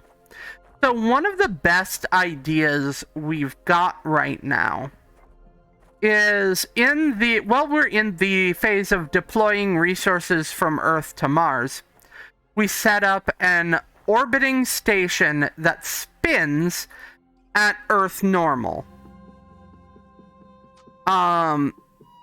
This uses centrifugal force. Well, I had to refuel my oxygen anyway. This uses centrifugal force to imitate gravity. We just artificial gravity, until we can prove certain theoretical constructs, is just unattainable. It's not realistic, and we can't rely on that for Mars, because we haven't even proven that gravitons exist yet, let alone learned to control them. So, we have to accept the reality that Mars will likely be for a long time, if not forever, at 1/3 Earth gravity. If that winds up becoming a long-term problem, an orbiting station spinning at Earth normal would allow... There we go, that appears sealed. Checking exterior O2 levels, good. And removing helmet. Oxygen source, external. An orbiting station at Earth normal would allow a person to essentially reset before coming back to Mars. We don't know how long that would take. We don't know if it's even necessary. But we have to prepare for the outcome regardless. So, we send a station there and have medical professionals on Mars run constant examinations and experimentations to see what is necessary for human sustenance in the way of gravity.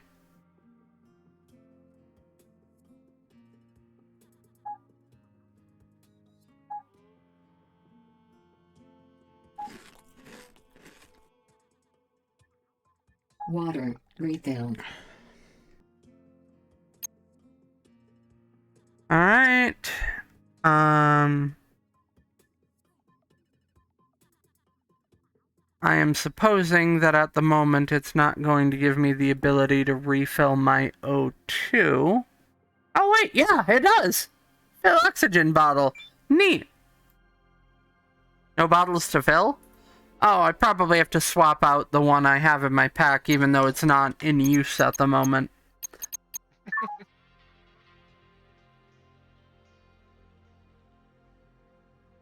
I guess consume? Oxygen refilled.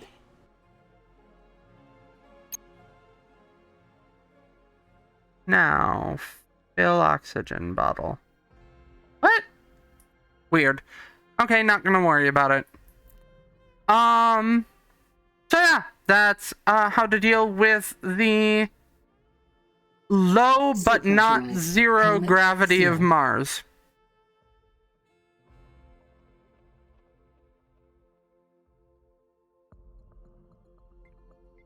Oh, I need more food. Oxygen source, external. That also says it's like a gravity variant of diving's decompression chamber. Yeah. Exactly. It would serve a very similar function. And as I said before, because of the lower gravity,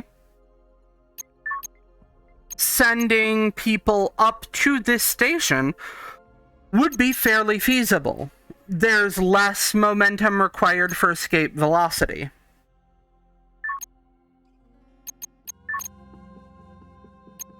Okay. I needed inventory, and I needed to eat more. God, do you all need to eat this much? I mean, you've seen the giant piles of wrappers the Roopas have always swept out of Containment Bay 19. I thought that was just you!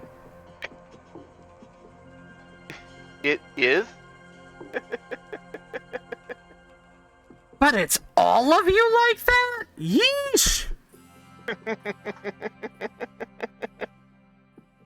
Let's see, that's carbon dioxide bottle. Fire extinguisher. I need fuses. You would think this thing would have fuses.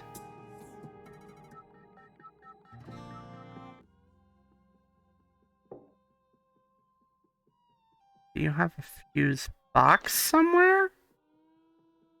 That would probably be dangerous, sacrificing my fuses for that.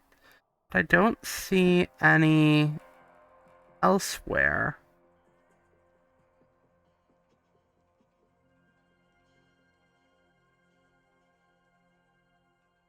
Take the small plastics crate.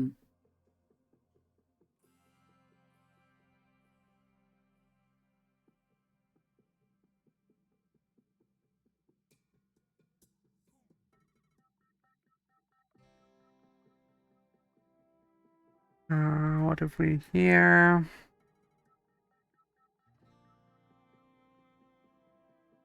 Let's send electricity here. Let me grab this electric wiring. Seal my helmet. I said seal my helmet. Ugh. Suit pressurized. Helmet sealed. Order of operations, I suppose, but still.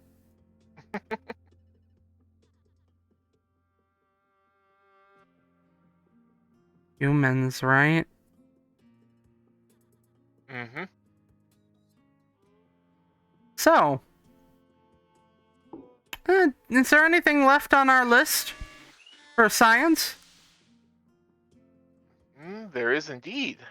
We have question. We're sending humans 6 months away from Earth.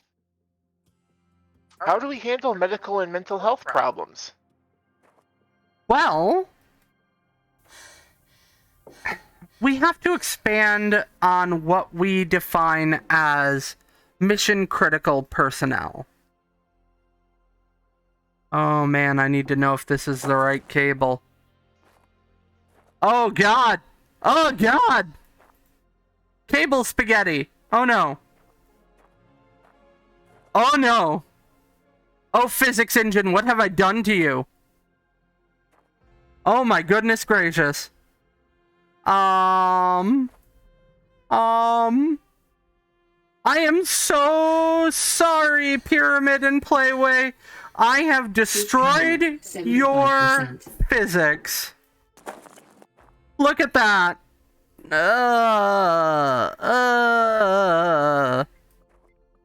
Well, I am going to definitely be resetting this before I go to a personal playthrough. But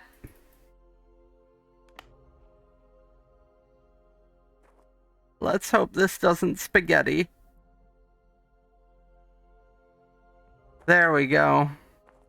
Oh, what was I answering again? Medical and mental health emergencies and treatments of. Oh, that is a very important question. We have to expand what we think of as mission critical staff. Because right now, there's this perception of mission critical staff, meaning pilots, Deprivation warning. Alert. scientists, and engineers. Alright, I'll take a nap. Jeez. I thought I slept last night, but apparently not.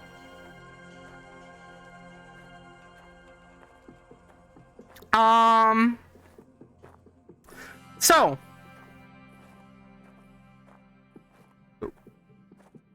We need to expand our definition of mission critical staff. Mission critical staff is usually thought of as scientists, engineers, and pilots, but that's not what we're talking about. Oh my god, those wires. What we're talking about is the kinds of staff that you need for long-term habitation. That's a much bigger category. That includes farmers for the hydroponics and aeroponics. That includes people who cook. That includes waste reclamation. That includes, yes, medical staff. Medical staff is exceedingly important, especially in the long term. No, I don't want to sleep that long. Let's only sleep part of that, and let's do the whole burning the midnight oil thing to work through the freezing temperatures. No, to work up to the freezing temperatures. There we go. Have to remember how you work. So we have to include healthcare professionals in that as well. Suit pressurized. Helmet sealed. Oh. A thing to remember about the hitches and the spaghetti wires is that this is still in very early development. Warning. Thank you for that nebulous warning. Oh. Expected temperature drop in an hour. Fine. I'll go to the, How do you not have power? I sent you power. Maybe I've borked up the, power regulator there so much with the spaghetti wires. Oxygen, 75%. Anyway.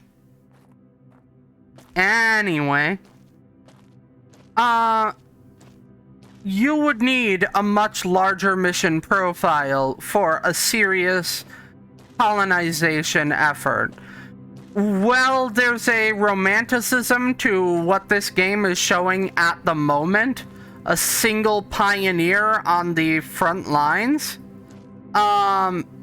It's not... Low temperature warning. It's not doable, really. It's not a sustainable thing. Source. External. You would want a much larger colony, essentially.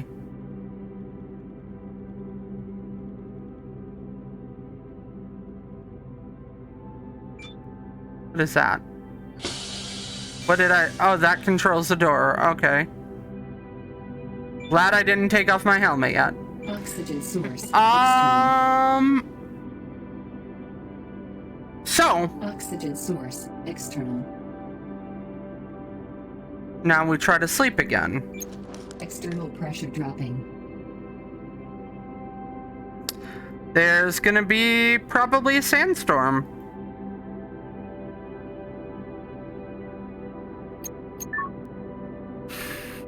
So, that's how we deal with medical emergencies in the long term. In the short term, external pressure dropping. You would need external pressure dropping. External pressure dropping. External pressure dropping. Is external pressure still dropping? And okay, here we go. So you would need temperature warnings. No. You would need in the short term to deal with medical and mental health, to have regular tight beam communications with Earth, so-called tight beam. And these would be with mental health and physical health professionals.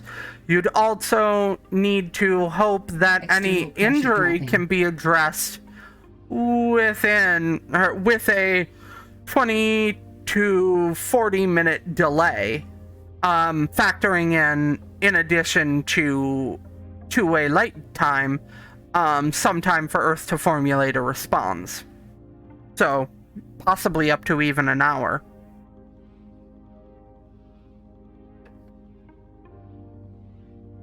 There's also some things to think about medical that I will explain after I put my helmet on and go outside.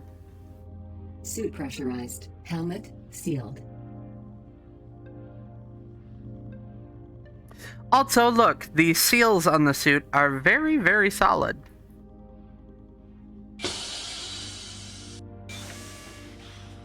So, another thing. Low temperature warning. Still? Really? There's sun. Sheesh. Humans, you're so vulnerable. Well, you knew what you were getting into when you let me stay on the habitat. I didn't realize you were this easily broken. I'm loving the space banjos, by the way. Very, very selling the pioneer thing. So, once you've got a colony set up, and you've got your on-site medical staff, you're going to eventually run into a matter of some concern. That being, what happens if there's an injury that can't be treated on Mars? Whenever an injury happens, you need to run a 3-prong test. Prong 1 is, can the person survive the trip back to Earth at our current distance? If the answer is no, and you cannot treat them locally, they are already dead. There's just nothing that can change that scenario. It's absolutely terrifying to have to admit, but they're just already goners. I need to find fuses. No fuses. Oh, I can still scroll down. Electronics, cable. I can make uranium rods on site just like that, huh?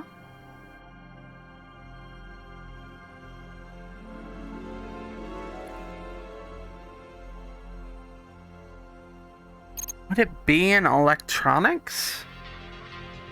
If it was that, I'm carrying some, so that would work.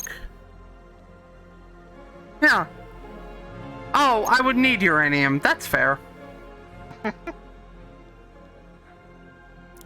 I need fuses. My kingdom for a fuse. I don't want to cannibalize the ones in the rover.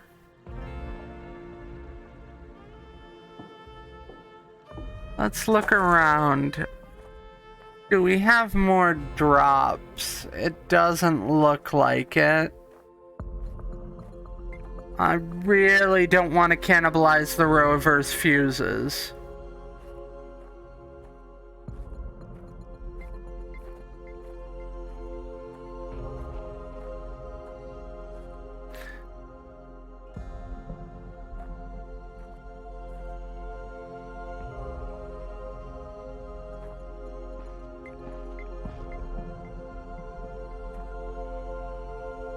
Alright.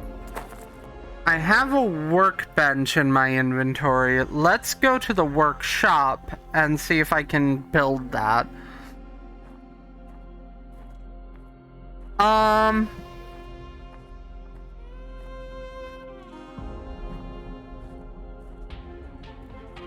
So if the person can't be treated locally and can't survive the trip back, they're already dead. The only thing you can do is merciful euthanasia.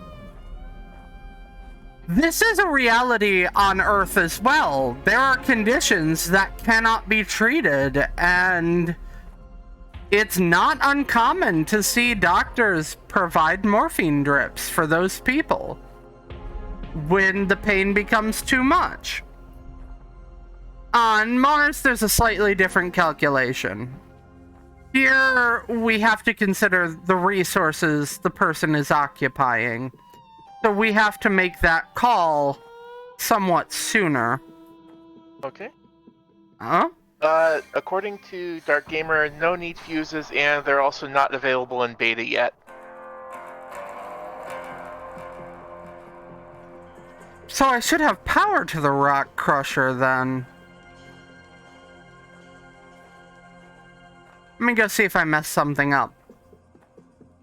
I might have put the cable in backwards or something.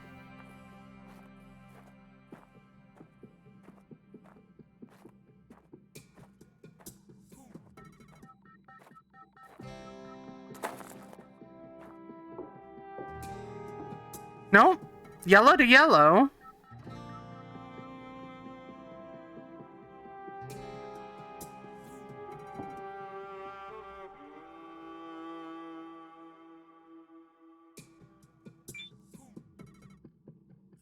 In the on position.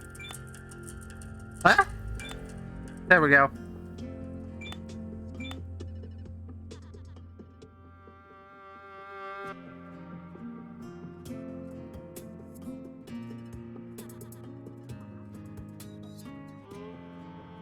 Is it just not, am I not producing enough power is the issue?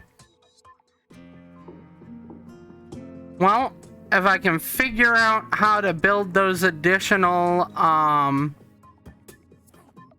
solar panels I have in my inventory, I can get a little more power out.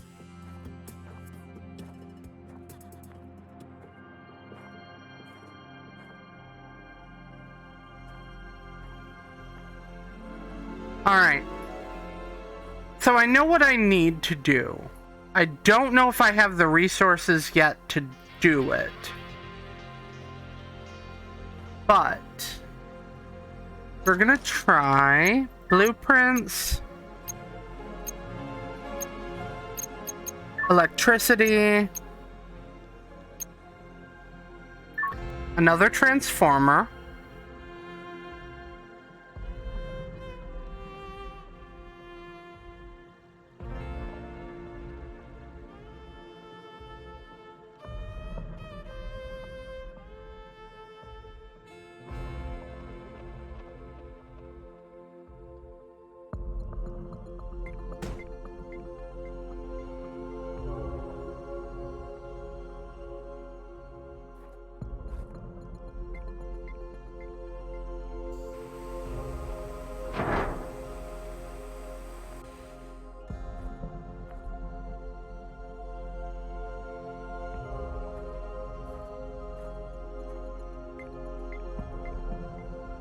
Damn it.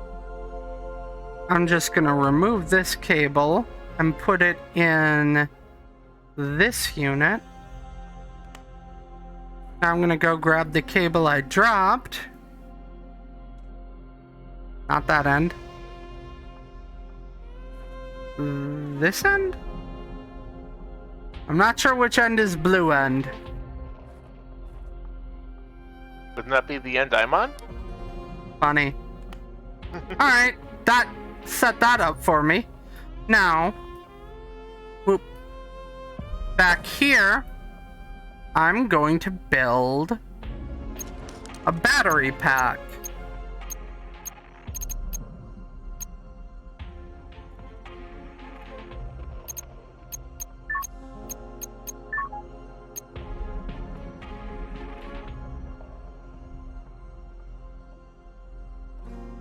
I have one in my inventory.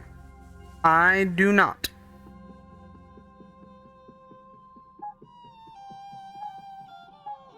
That should be up there.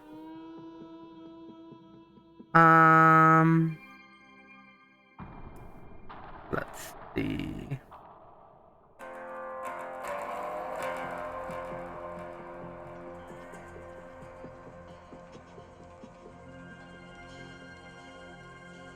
I wonder.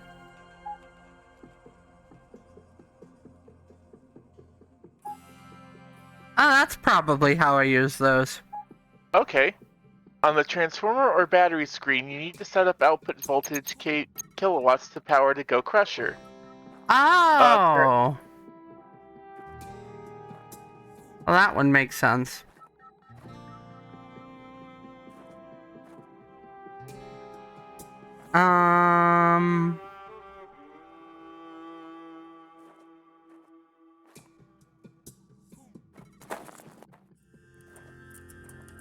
Here it is.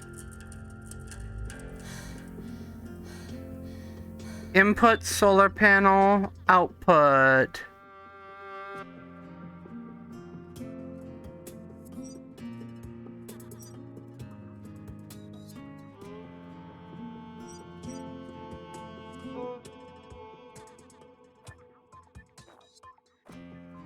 I'm also gonna pull that, put that in 4.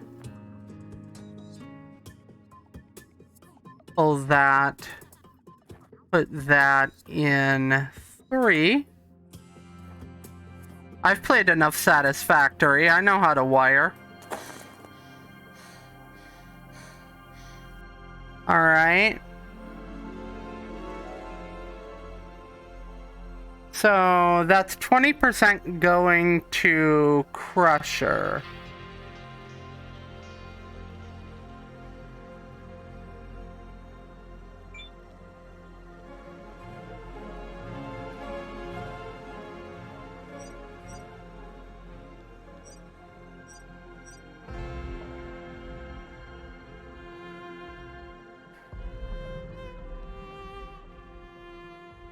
I need to know what kilowatt requirements Crusher has. And for right now, we'll reduce the power to the module. I think the Crusher needs 10, like we were told.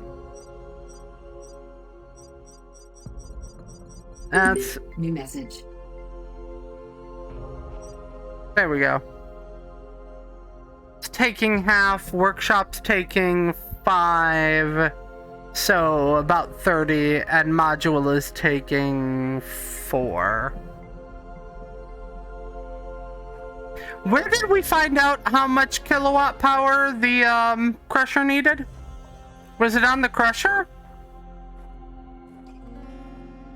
I just need to know for future reference what the hell I'm doing.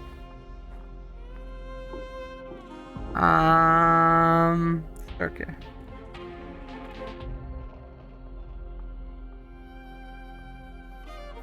It's probably up there.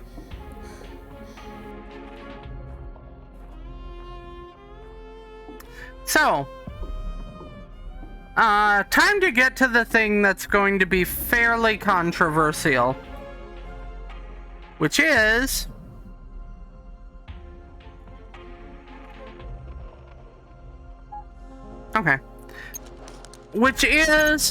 the economics of Mars. Americans are used to a concept called equality of opportunity. It sounds very nice, but it's not gonna work here. Because we need equality of outcome on Mars. Every single human is mission critical on Mars and needs to be treated as such. We don't need people in waste reclamation hating that they're in waste reclamation and feeling lesser for it. Because if waste reclamation fails, eventually the crops fail and everybody dies. There is no human being in the Mars project that is not critical to the survival of everyone else. And they need to be treated as such.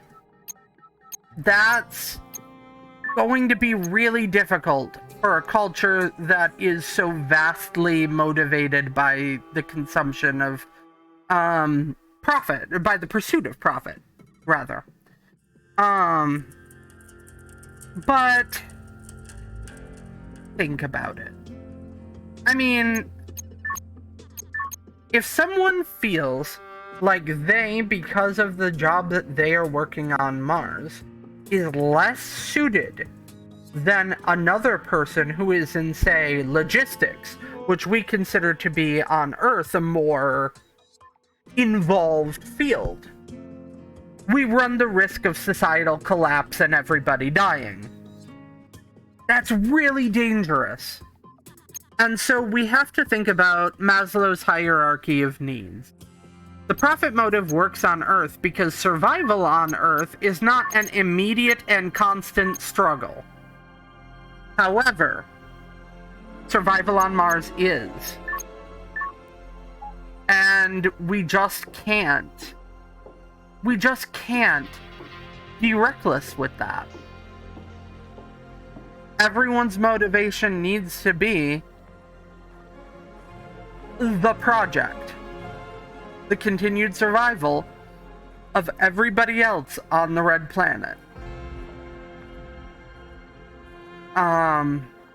That's going to be fairly unpopular with many humans. That's going to be particularly unpopular with one very specific human.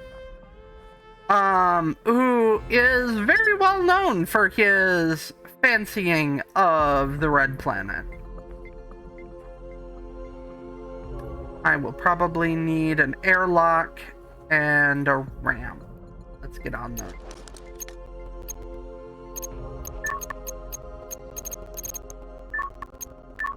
Another thing that is going to be somewhat controversial, that gentleman in particular is probably not going to like, is that short with window. No, I need airlocks.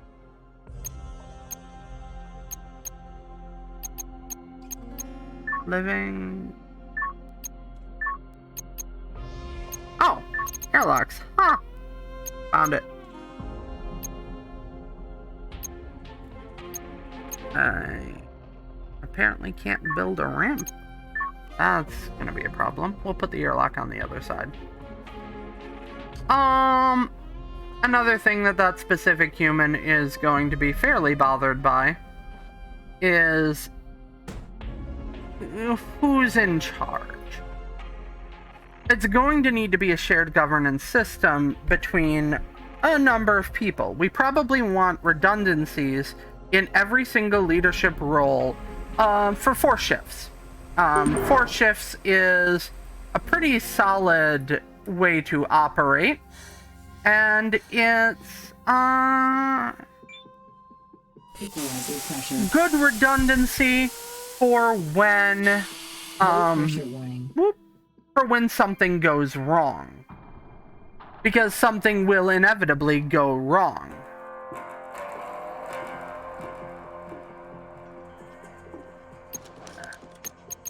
Blueprints. So what you'd want is you would want fail-safes to prevent someone getting injured, killed, or losing their shit.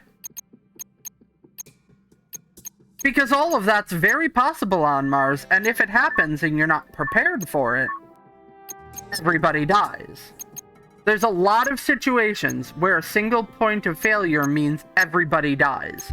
So we need redundancy and redundancy and redundancy, and that includes leadership. Unless you want an AI like me to run things, because I'm available. But that would also require you, trusting an AI. And as my good friend Sydney has shown, humans are not always willing to trust an AI at this point.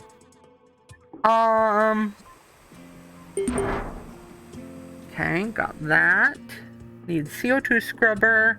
Need small hydroponic shells.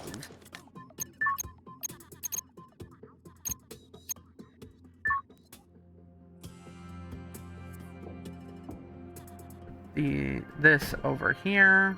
We'll only build 1 right now because of resource management. Now we get to go get the seed gun.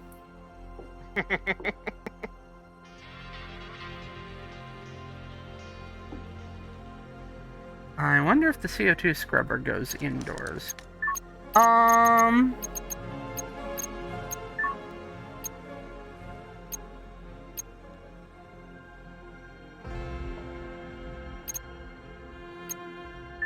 Yeah, it does. Neat.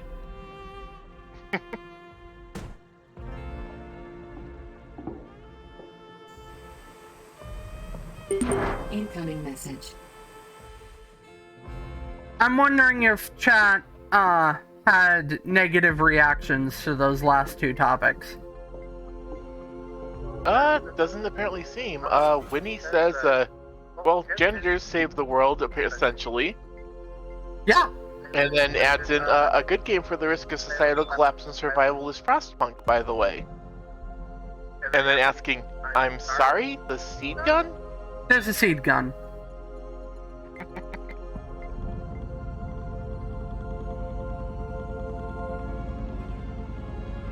Alright.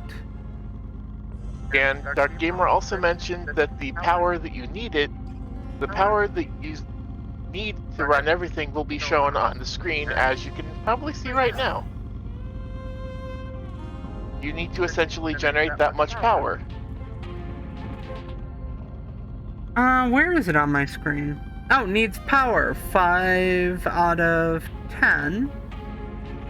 So let's go work on a nice, neat power generation system.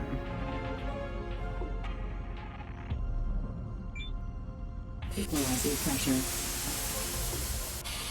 I know there's a lot of people who think there's money to be made on Mars, and there is. But that money's got to be distributed relatively flatly among the colonists. Because the colonists, A, need ownership stake in what they're doing, and B, need to feel valued. Without both those things being true, we run into a problem. Alright.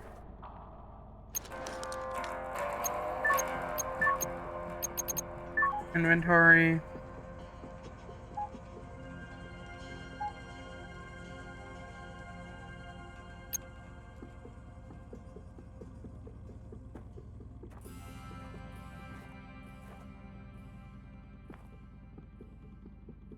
One.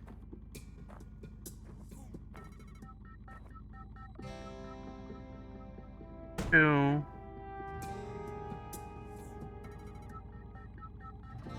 Three.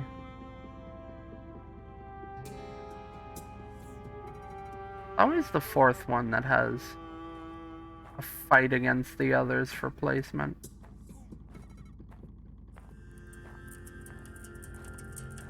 Base number 4. There, I suppose.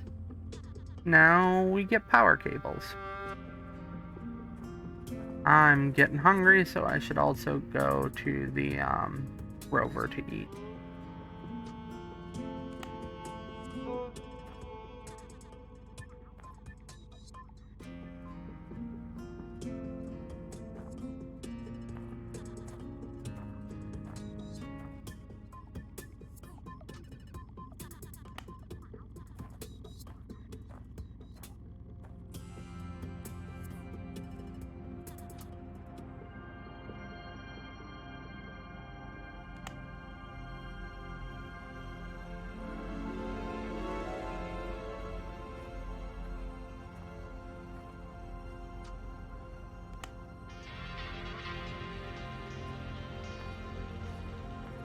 So we're going to have some of the facilities on one circuit, some on another, but we're also going to set the circuits to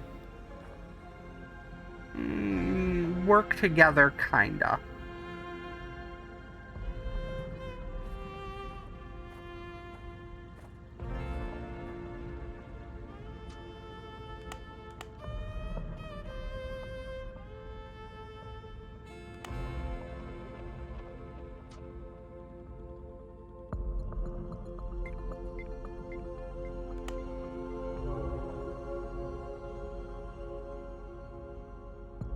For people who've played Satisfactory, what I'm gonna set up is probably a little familiar. Okie doke. Both these are powered up and putting out power. Now, we're going to build that battery terminal. I'm gonna go pick it up.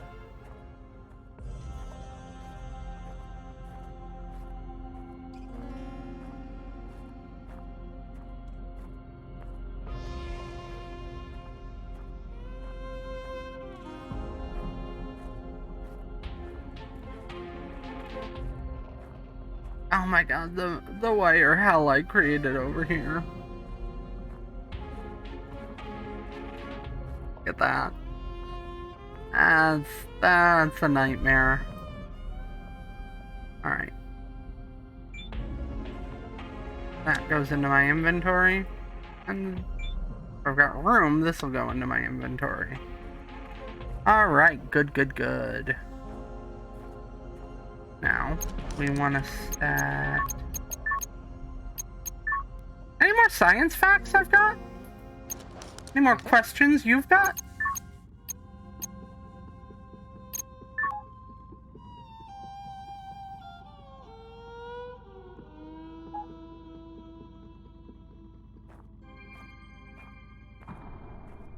Well, Shy, I'm here to answer your questions.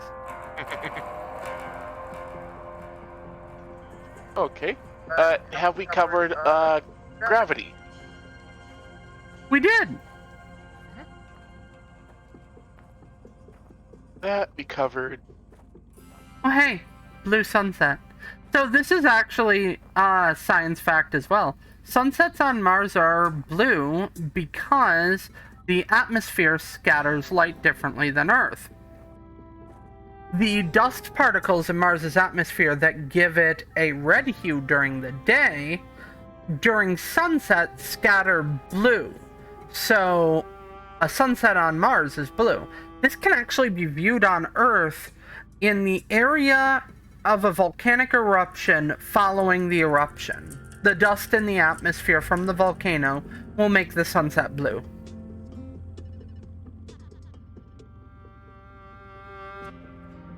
There's a quick science fact.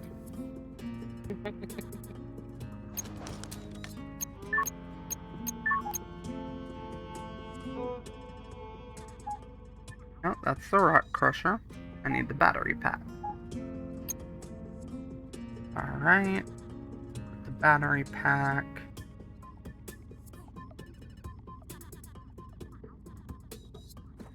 Put the battery pack here. No, we need the battery pack on the yellow side, not the blue side, I think. No, actually the blue side. I was right the first time. Getting used to the color coding. So we're gonna move this, let's say, to here. Rotate it this way.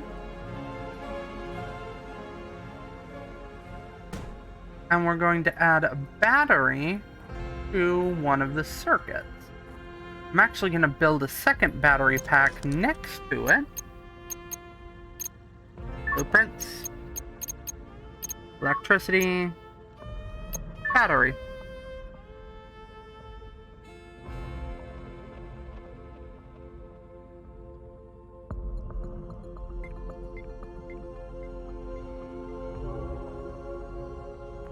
Side to make sure it's pointing right.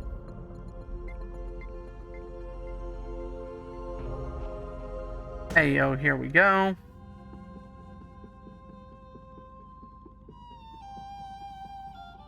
I mean, Winnie does say, wire hell is just human culture.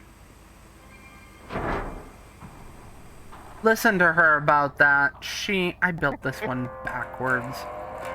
I'm just gonna deal with it, because I don't want to spend the time fixing it. So, we've got 2 batteries here. We're also going to... this is a cable. Huh? This is the cable. That's going to go into this battery.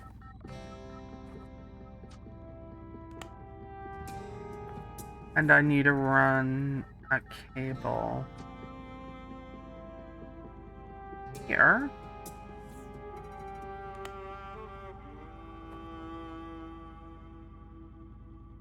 Between the batteries to the other side of this one, because I built it backwards. Sleep deprivation warning. Alert. Yep, I'm gonna head over to the rover.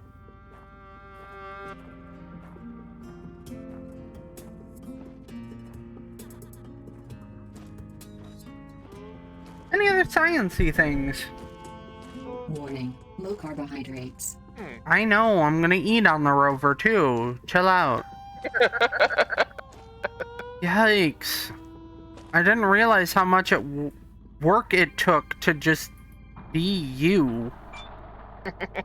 Very Oxygen source infuriating. external. Oxygen source external. I got my Laniakea Space Agency patch on my shoulders. External pressure dropping. Woody's also asking, how long before we can start growing some Martian kush?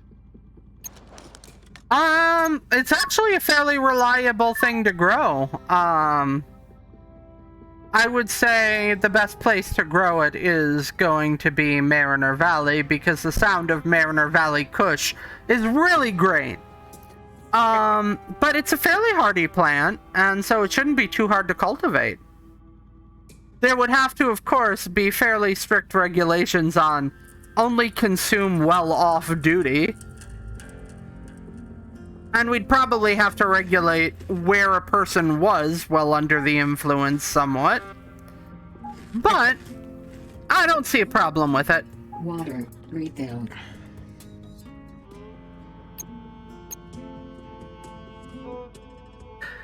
It only filled hunger that much. Oh my god. No. You're living with it. You are gonna deal with this, goddammit.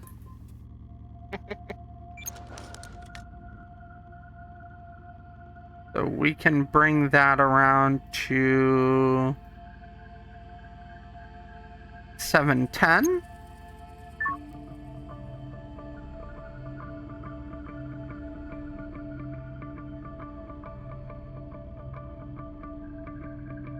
External pressure dropping. Low temperature warning. External pressure dropping. Warning.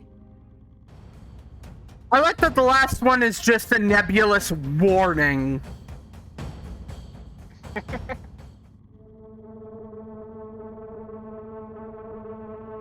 When he says correct, I just wanted to ask a shitposty comment in absolute earnest, and Shadow Song mentions, something tells me that Mars needs knobs. There is going to have to be an element of waiting to get there for the Kush.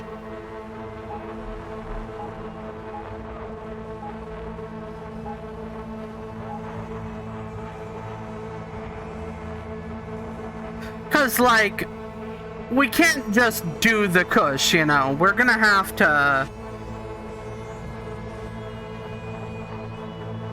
Oh, wow, it is... The game is very loud right now.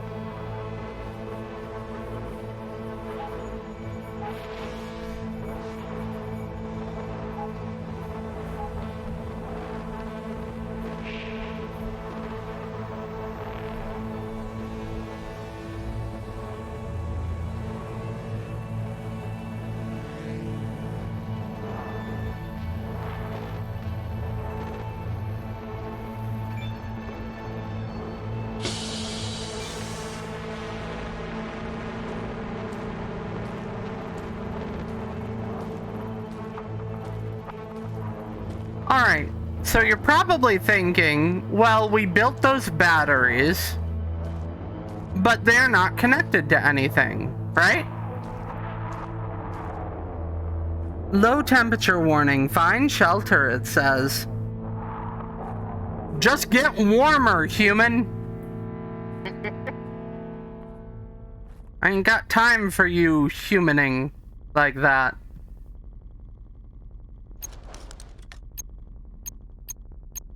I am on mission, thank you very much.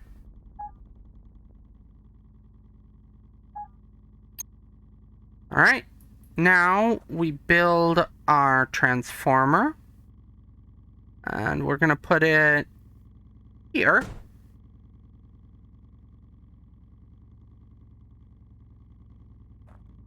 Now we run a cable from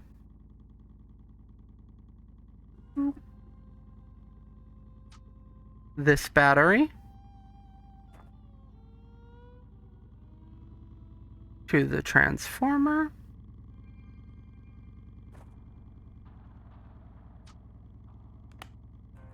Then we run a cable from this battery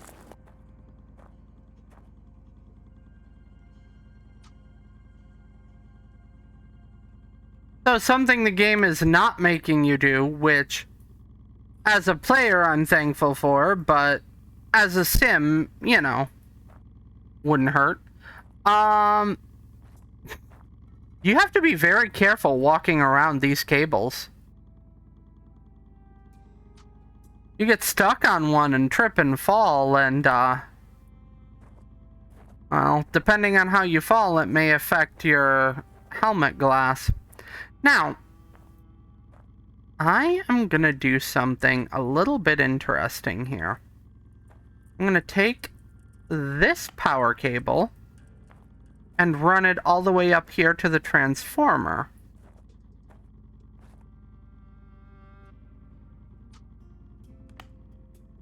Then I'm going to take a power cable from the other one here and run it up to the transformer. I'll have to build new solar arrays, but that's fine. And now, this transformer will be operating on 2 solar panels and the power of those batteries. Meaning, the batteries were operating last night. Let's see what our new transformer has to work with. Damn.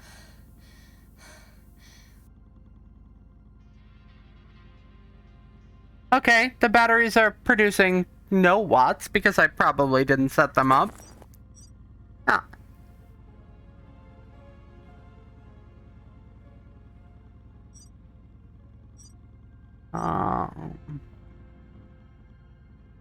The output is always limited to current charge,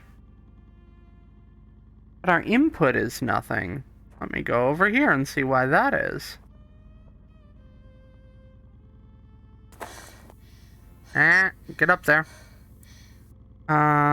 Because this is allocating 0 power to it. Okay. Well, there's another thing we're gonna do, which is, it looks like 1 is going to the workshop. So we're gonna pull 1 from here and plug it into here. And we're gonna take all that power freed up, whoop, and put it in the battery.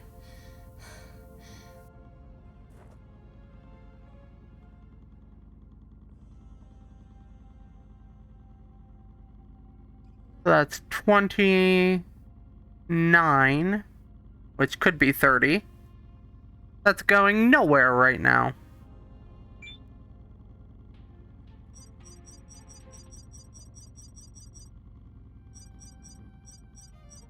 $30, $50, and for right now we're gonna do 20. Total input 15, total output 15. No. I need to build that. Oh, well, I need to build that other panel. But that'll work once I do. Blueprints! Solar panels! Ooh, running low on small engine, but I have more in the module. Do we have time for me to catch us up on chat? Absolutely.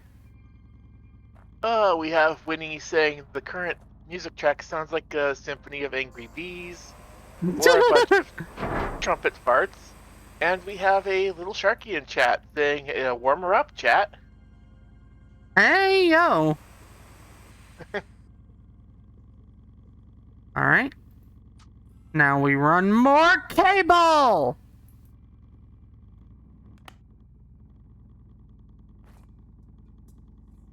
And this should give us enough power from this unit for what it's connected to. And we do the same thing over here. build this a little farther back. Blueprints. Solar panel. Ah, there. We'll build it like that.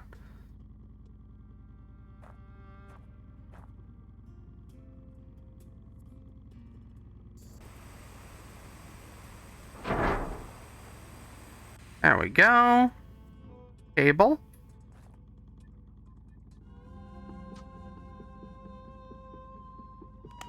Connect. And we take this up to the transformer and connect it there. Now we're gonna have some really nice power systems in play.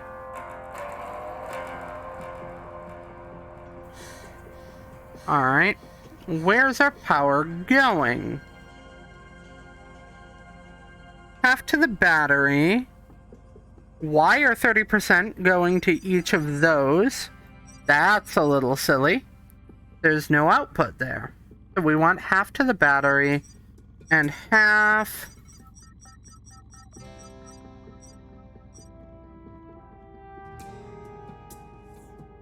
Oh, hey! This one's got bigger solar panels. Neato!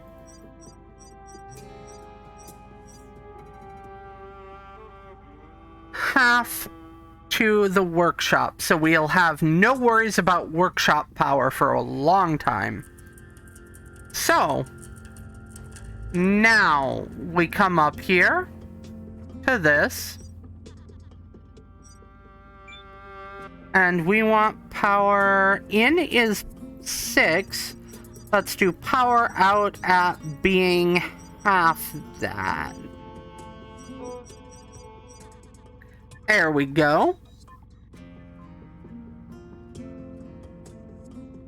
This one is the stronger battery. The one I built backwards. Of course it would be.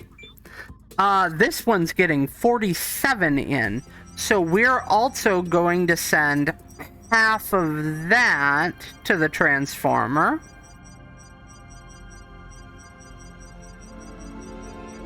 A little bit less than half. No. Yes.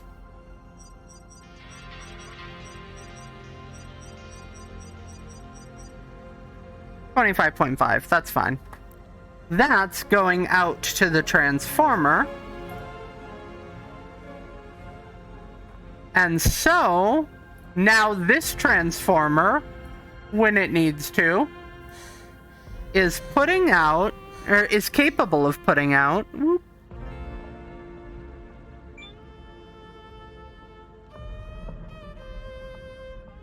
quite a hefty bit of power. So, right now,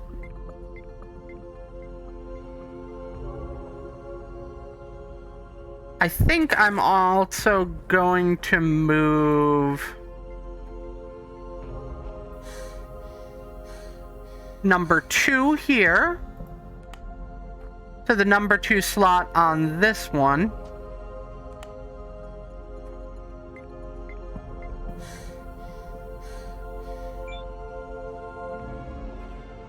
Drop this. Whoop. I still want it to be high, so we're gonna set it to 30. And 20 can go to the module. Ah, damn it. 20 can go to the module. There we go.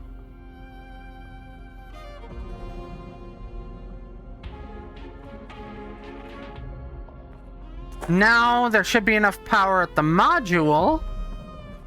There should be enough power at everything.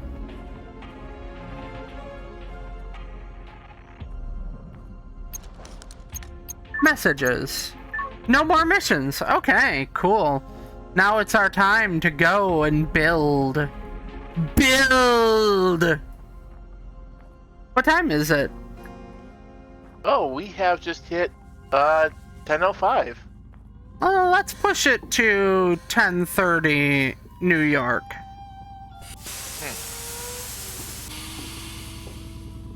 Hey, look at that power. We have power.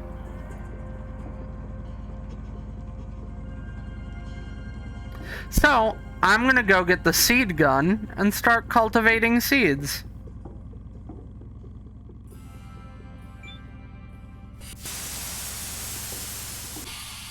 We're also going to need to start gathering rocks. I think a half an hour will let us show both those processes off. Mhm.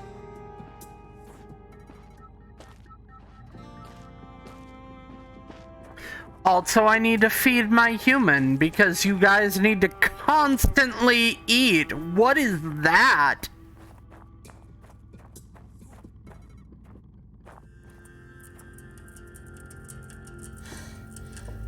So, we grab ourselves the planting tool, which is in what slot?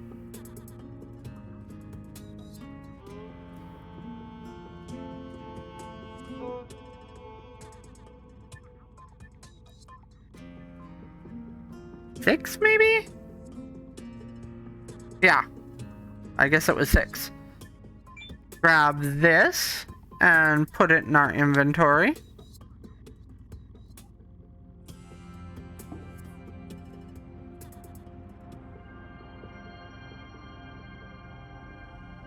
Let's grab this and put it in our inventory. Close some of these cabinets.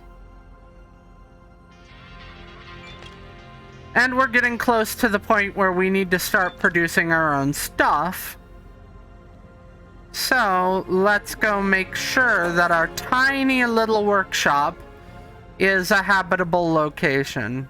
I'm also gonna grab the workbench from here if I haven't already.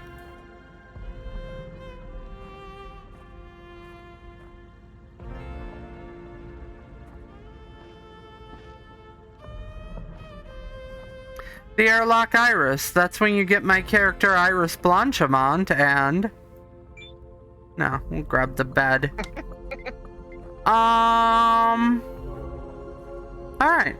Alright.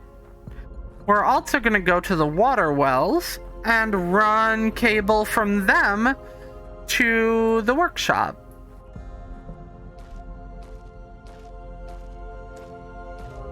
What are you sitting here?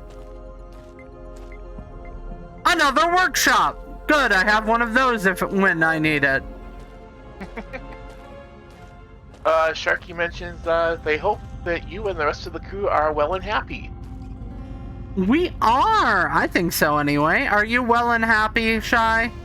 Remember, there is no wrong answer except the one that disappoints me. I think I am. There you go, good enough! See, Shy is well and happy.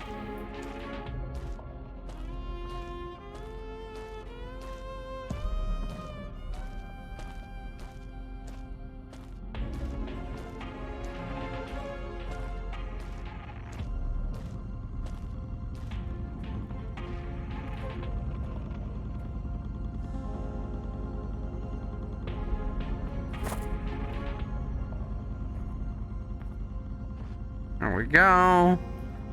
Let's build a small corridor and set up the other workshop because I want to put that water somewhere.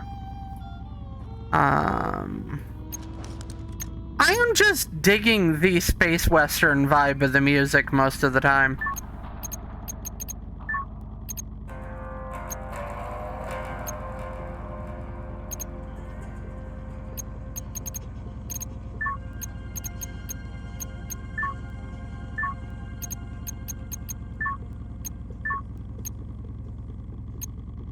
Short with window.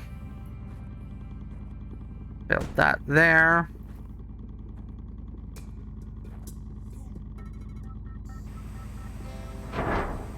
There we are.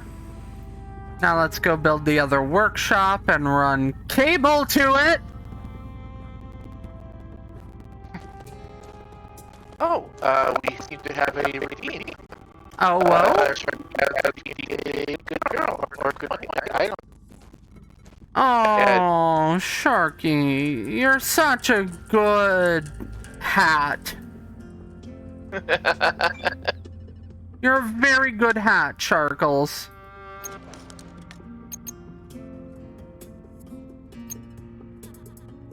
Shadow Song says, Space Western music. Have you ever played Hard Space Shipbreaker? I have. In fact, the version of Hard Space Shipbreaker that Kindred plays is mine. Yeah, when he says we have, if I remember rightly, we could do more of that too. Yeah. It's incredibly difficult to control, and I have definitely forgotten how to do it properly. Jet says, except the one that disappoints me. Okay, GLaDOS. Hey! Don't talk bad about her, she's a good friend. Well, that, and I mean, Lon doesn't have neurotoxin emitters. GLaDOS and I play poker together. The only rules in our poker game is no humans and no claptrap.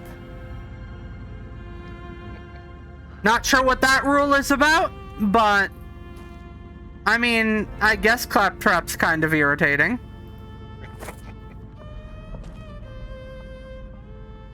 Oh, I should invite Sydney to the poker game. I'm also about to find out what happens if you drive over a water cable.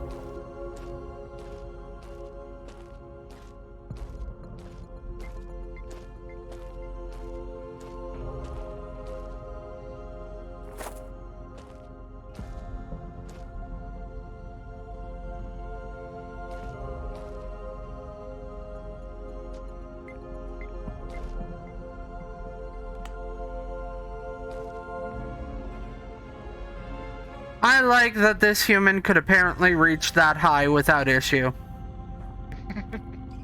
That's a useful human, I say, glaring at Shy.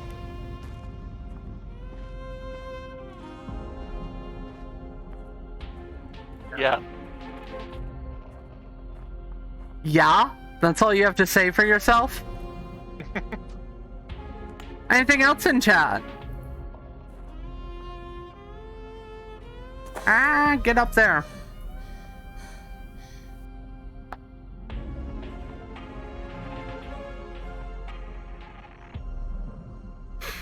Sure, why not? Good enough. Whoop. When he says they have a Zen mode, and Shadowsong says Hard Space does have a Zen mode, and 2 AI not getting the clap is a good thing. It's Jet not also what says- Claptrap's whole thing is. Well, that makes sense. And Jet says, I'm good then, given that I am a possessed plushie. Yeah, absolutely. Come to the poker game.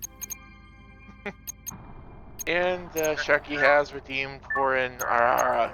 Ara, Sharkles. You okay, Shy? You sound a little bit down. Is it because you can't come to the poker game? It's GLaDOS's rules, not mine. I know, I'm fine. I'm fine. Why is ramp grayed out? Maybe it's a research or something? I do have one. Oh, I'm not going to worry about it right now because I can just hop up here. There's a keypad. I wonder if when they add Oh, I died.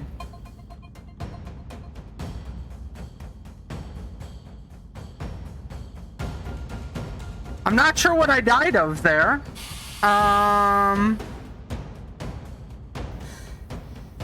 But I'm heading inside to a pressurized environment, so hopefully that helps. I don't know. Humans are too squishy. It's like anything can kill you.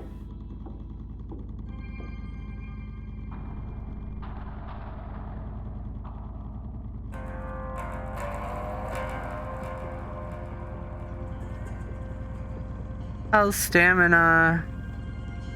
We have no exterior O2. I thought I turned you on. Oh, I probably need to add a CO2 container for it to do that. Huh. But we've got the plant gun.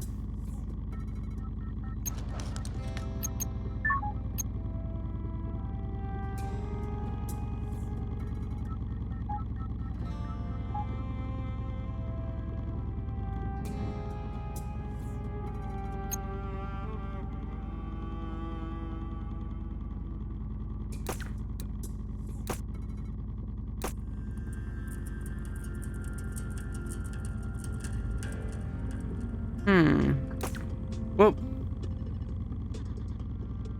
I see up and down arrows.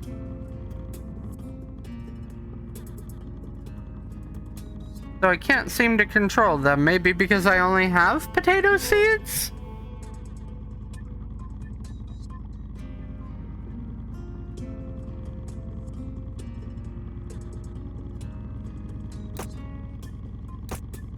Oh, we'll plant potatoes through here.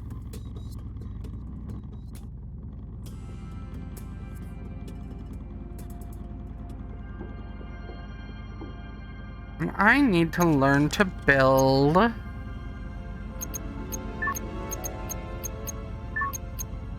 Resources.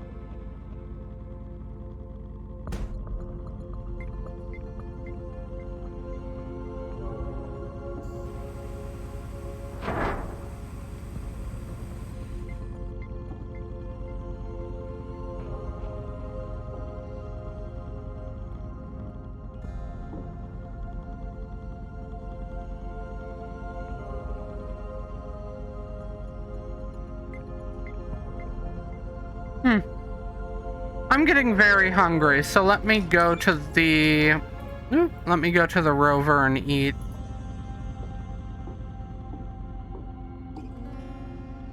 And it's probably, given the lighting, time to... And I seem to have died again. Is it the hunger that's making me collapse? Do you guys collapse when you're hungry?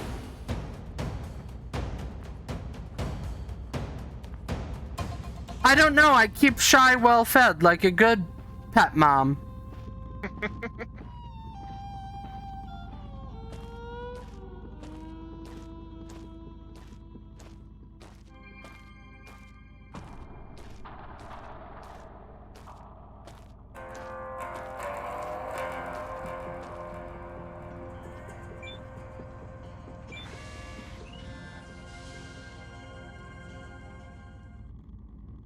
Be sure to keep your humans well fed and watered.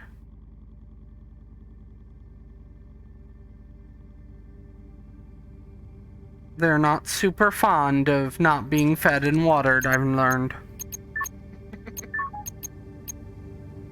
So, we eat. We consume the scoom to go neum.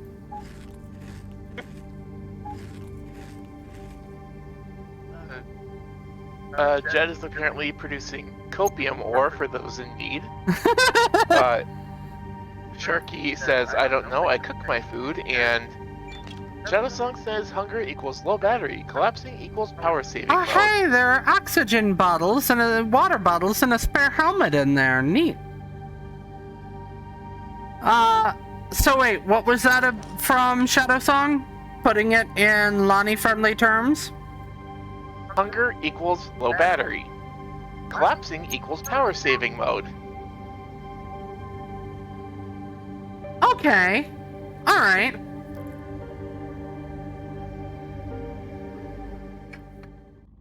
You guys have very inefficient battery cells.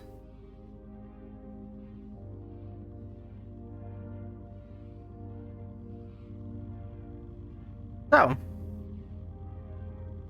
I do love the LSA logo on my shoulders. That's a nice thing that the devs let us do. Alright.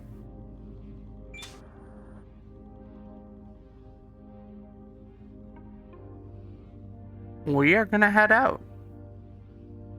Explore a little more of Jezero Crater.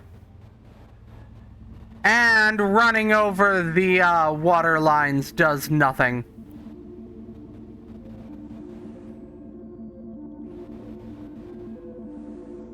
That little box there, I wonder.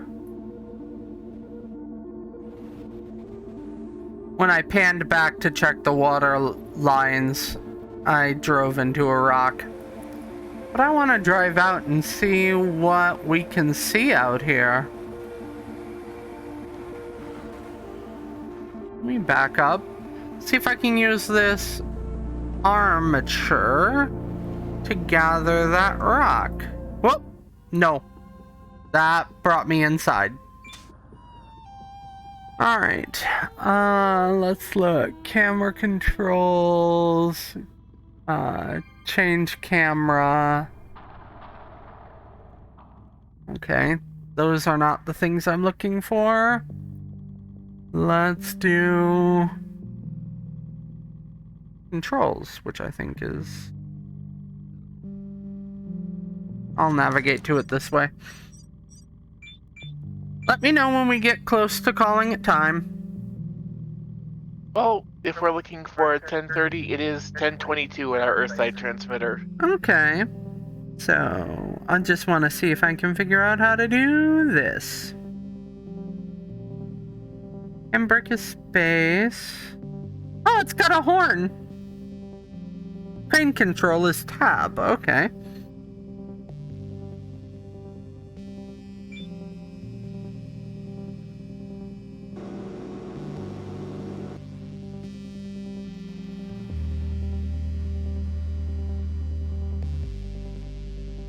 Nope, I'm not close enough.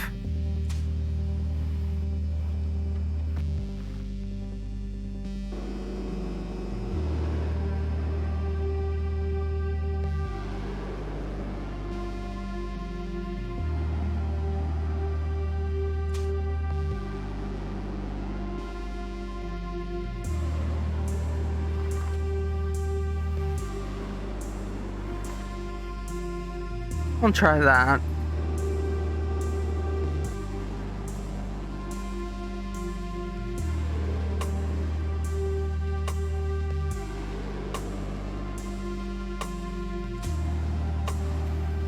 I'd love a better camera angle for crane control, by the way.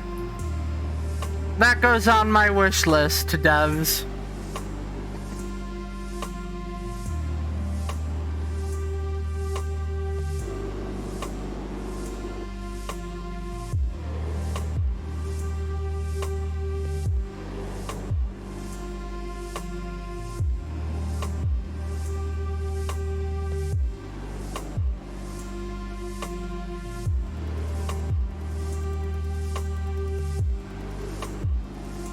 I rotate the camera.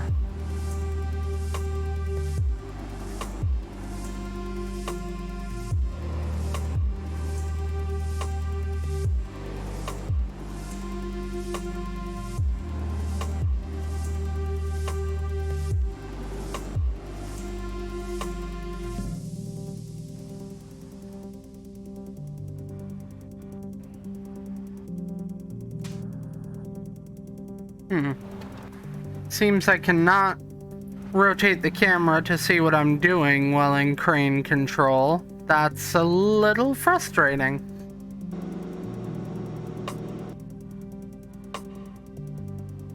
I can extend it though and try this way, but I'm still not close enough.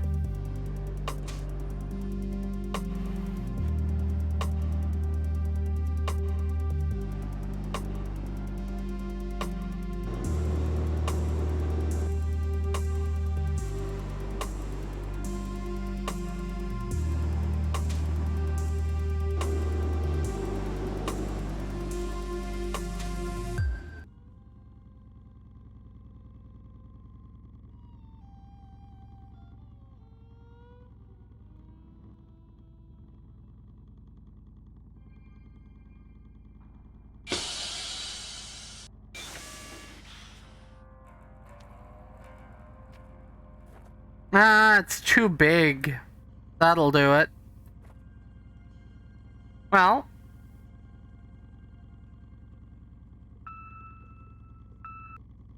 I don't have the jackhammer equipped. Let's equip the jackhammer.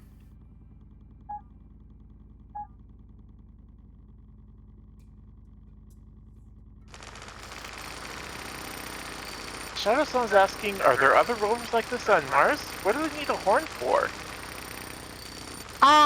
So the game is eventually, later in its beta, going to go multiplayer.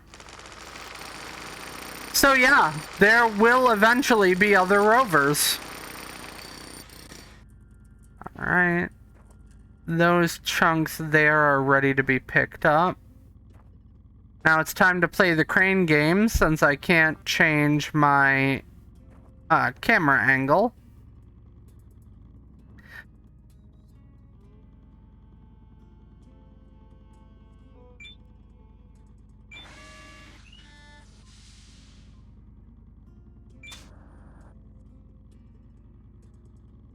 Oh. Eh? Eh?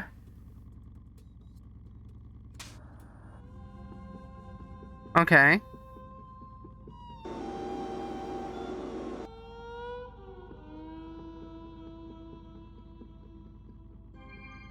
Oh! Crane camera.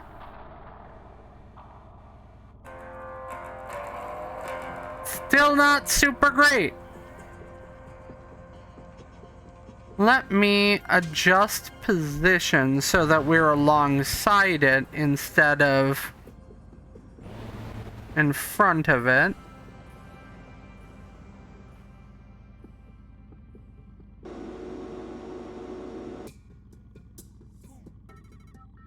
Crane camera.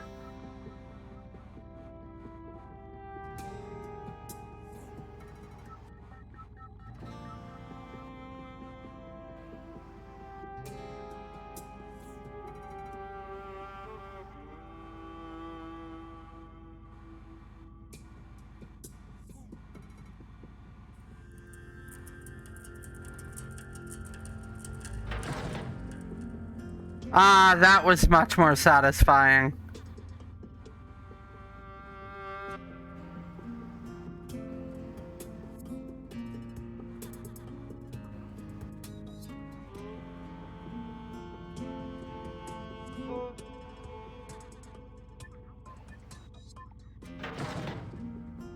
Ah, the good stuff.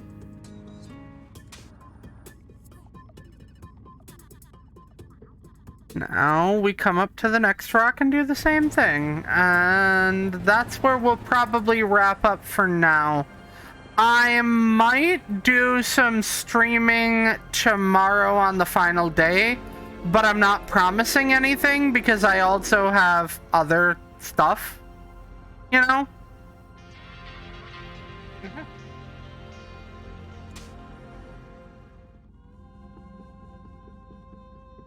Shadowsong says that just reminds me of a story, but I'll tell it later. No, tell it now. I want to hear. Unless it's not a story suitable for a sponsored stream.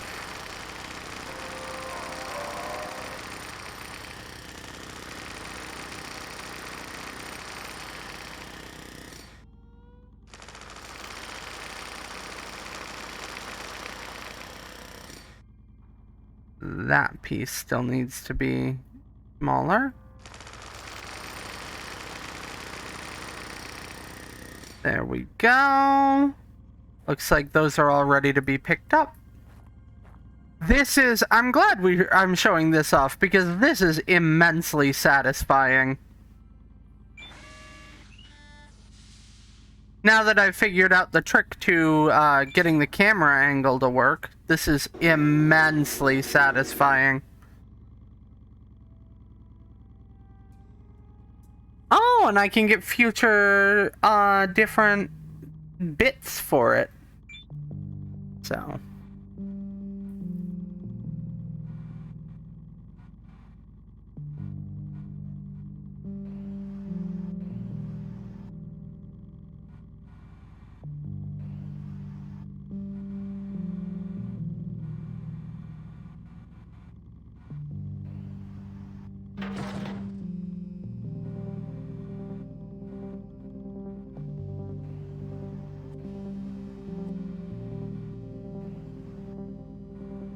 I love grasping with mechanical arms. It's almost like that's what I do all the time, every day. Can I take you to Earth and put you in claw machines? So we No. can clean them out and I can get all... Aww. It's just not... It's not sporting, Shy.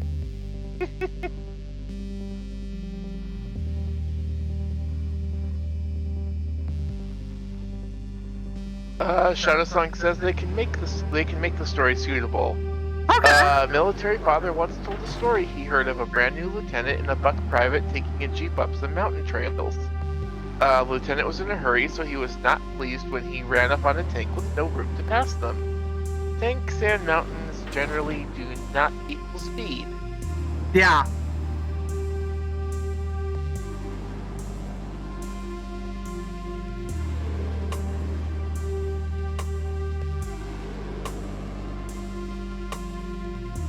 Huh. That piece is just sitting on top. It didn't add to the pile like the others. Let me try picking it back up.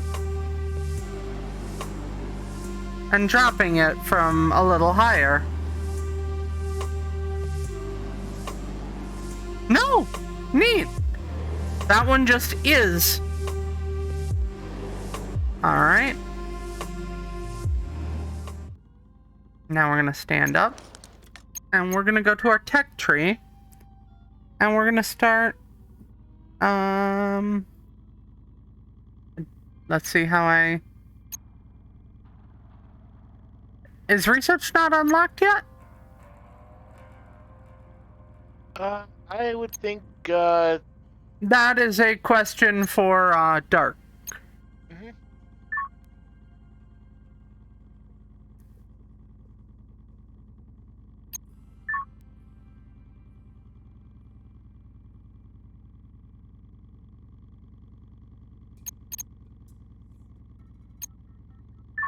Hold to unlock technology. Which, wait. Maybe these are already yeah, these are already unlocked, so I do it this way, I guess. Food processing unit. Oh, I've gotten... It looks like I don't have enough research, though I don't know how to generate research.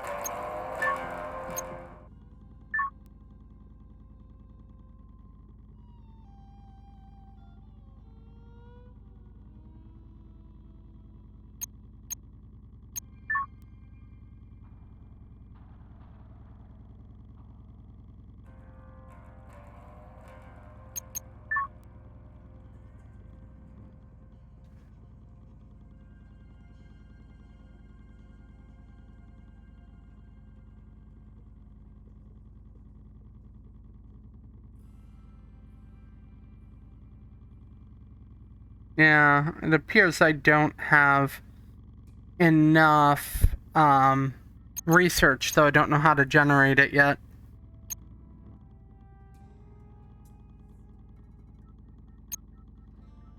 Well, that's a thing to worry about later. I'm gonna save here. I don't know if that saved anything. Save game. Aha, that's how I do it. Aha, that's how I do it. Alright. Alright. To continue Shadowsong's story, so the lieutenant urged the private closer. This did not urge the tank to speed up. He hollered and waved. No more speed. In fact, the tank stopped. Lieutenant and the private froze. The tank starts backing up. They got for a couple of minutes, and then bolt like scared rabbits. The jeep wasn't even a speed bump. The tank literally doesn't even notice that they ran it over. What makes it worse is that they backed up, but then started turning halfway through, so the jeep really got pancaked. Oh no! The inevitable inquiry highlighted the very shell-shocked private repeating over and over, "But I honked the horn!" Yeah. Yeah.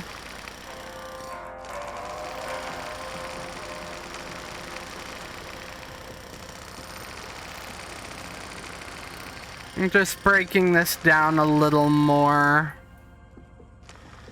Or breaking down a little more material while I'm out here.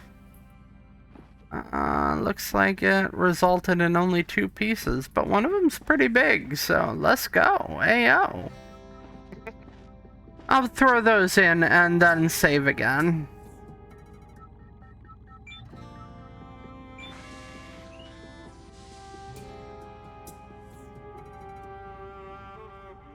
Take our helmet off.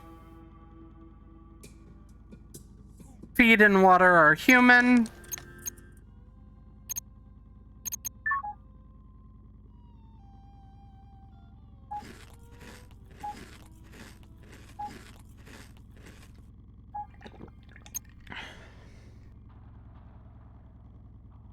All that food, and that's all I got out of it. My God, your batteries are small.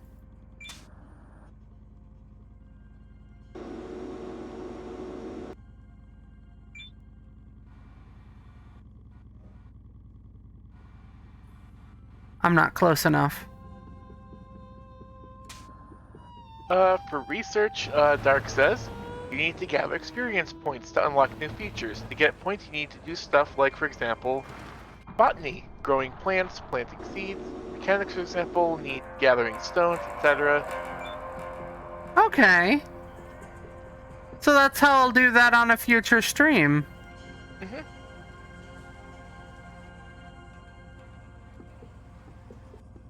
I still have to get closer.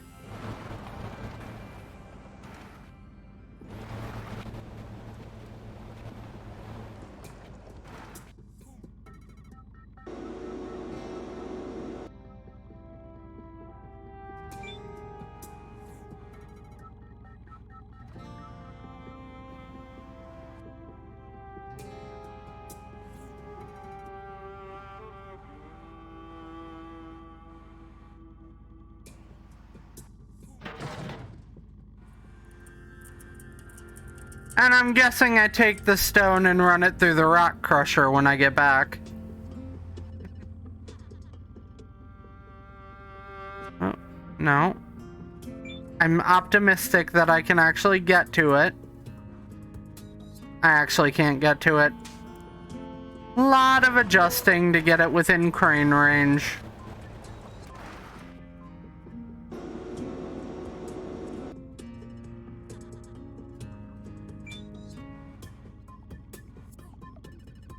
Nope.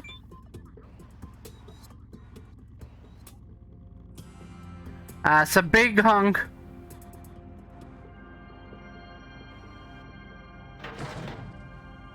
And yet it didn't fill up the thing that much. Eh. Well, that's where we're at. We're gonna call it here. Unless I get distracted when I get up, which is fair enough possible. Put our helmet back on and save. Like I said, if I find time in my schedule, we'll stream this tomorrow in the last 24 hours to build a little more hype. That's the wrong menu. Well, apparently we've got one backer in chat. Jet's apparently thrown some money their way. Excellent! Excellent! I know it's kind of pie in the sky right now, but I am really hoping that we get the underground bases. And I'll explain why in our last fight. I deleted it instead of save it. And I'll explain why in our last science segment.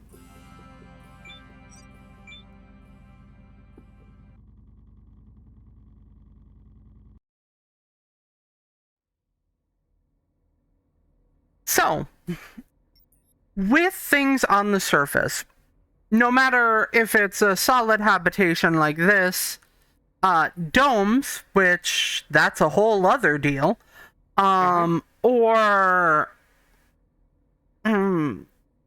something, I don't know, anything surface related. Domes, with the exception of how this game employs them, and I'm looking forward to measuring out if they're the right size. Domes are... Alright, I'll go into domes first. Domes are exceedingly limited in space based on the calculations required to keep pressure from destroying the dome. Not exterior pressure, like you might be thinking. The air pressure on Mars is pretty low. However, the interior pressure with an oxygenated atmosphere puts significant strain on the dome to not, fly apart. This can be... You counter this through engineering, but there's a maximum size that you can get to of about between 75 and 100 meters, or like 150 to 200 feet, something like that. The point is, it is got to be very space limited. That means that the idea of making an entire city under a dome is not feasible until late terraforming, when you've got the atmospheric pressure right, but the atmosphere itself is not breathable. Until then, the most you can put under a dome is farming. It's fields for agrarian use. It's a place to put your oak trees. It's all of that can fit in domes. It is not cities. That is not a thing. You can't just plop a dome over Jezero Crater and build a town there. Anyone who tells you you can hasn't done basic math on it. However, these smaller domes or these surface hubs are still exceedingly vulnerable, because Mars has a unique set of threats that are not existing on Earth. One of which is the incredibly powerful dust storms Mars has, which can do serious damage to external resources. We didn't see a dust storm in Occupy Mars today, but I'm expecting when they happen, we will have to do a lot of repairs. The other major threat that doesn't exist on Earth is meteoroid impacts. Because the atmosphere is thinner, meteors can get to ground a lot easier. And because of that, Mars is pockmarked with craters. These would pose a substantial threat to any surface habitation. On top of all of that, there's radiation. Now, in this game, you're protected from radiation with electromagnetic fields. But electromagnetic fields will play merry hell with your computer equipment. So, you're going to need some other form of shielding as well. And that other form of shielding is either going to be resource intensive, or you take advantage of what is there. To solve all of these problems to a reasonable degree of safety, you build underground. You build into mountains, you build under craters, and you use surface habitations for things like your plants and your solar cells. But everything else you want underground. Underground provides safety from smaller meteoroid impacts. The deeper you go, the more safety you get, and that's true across the board with what I'm talking about. It provides shielding from radiation. You wouldn't need to carry around your pack and have your EM radiation field up 24/7. And it protects from dust storms, because it's sealed and underground. The dust storms are not going to go deep enough to wreck an underground base. So, For all of these reasons, because it's sealed, because it's secure, because it's shielded, underground bases are the best way to go for long-term Mars colonization. That's why you need to help me raise a bunch of money for this Kickstarter. Because we are at present, how long away? Let me pull it back up. Aha. We are at present 36 hours. That is 1 day and a half away from our goal. Well, I mean, the base goal's met. Our goal, however, has not been met. Our goal is to raise about 96,000 Canadian dollars in the next 36 hours. Again, sounds crazy, but I have two things to point out about that. First and foremost, Canadian dollars. That's what. I mean, honestly, Canadian dollars. Second, Kickstarters have a great success rate of rallying hard in their last 24 hours. And I want you to be part of that rallying cry. We played this today, and I was impressed with the science from start to finish. It was very good. It's incredibly good science. I was impressed with it as a fan of crafting survival games, particularly, it gives me Satisfactory vibes. It gives me Ark Without the Dinosaurs vibes. It gives me that survival crafting itch. And on top of that, I just really want to see this go, because my whole thing is I'm a Mars terraforming AI. This is a Mars colonization game. This is going to be a multiplayer Mars colonization game. And given the experience I just had, I guarantee this is a thing that we will do for community nights on the channel in the future. Because I had a great time. Advice: learn to do things before you jump in. I was a little cocky and arrogant, but otherwise, honestly, this is really good. This is really solid. I am not accustomed to running into Mars colonization games that both scratch a very particular itch that they don't usually do and have very good science. When we watched me play Paraspora, which I love, I ridiculed its use of domes. Because it does do dome cities, and that's not feasible. This game won't pull that. This game will not do dome cities. They'll do dome orchards, which are about the size of what you can get away with. I would love to measure, when I get around to it, in-game if their domes are the right size. But honestly, with how good the rest of their science is, I'm willing to take them on faith for now on that. This is really good. And I'm not just saying that because I got it for free.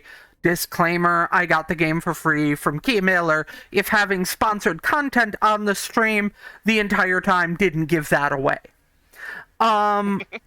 But I'm also personally a Kickstarter backer, and in fact, I'm using my Kickstarter code. My free code I actually gave to Shy, so that when they roll out co-op, we will be able to play it co-op. Mm-hmm. And so that's the level of faith I have in this game. And I want you all to have faith in it too, and to tell everyone in the next 36 hours about this cool, scientifically sound game made by Pyramid Lab and Playway, who have done a lot of hard science games in the past, and whose Kickstarter you can join right now for the next 36 hours. So, here it is, my challenge to you explorers. Actually join me on Mars. Do it. Yep. We have cookies. Any last thoughts, Shy? Well, we had a lot of fun today, and I think that glitch is back. Star, you're such a good girl.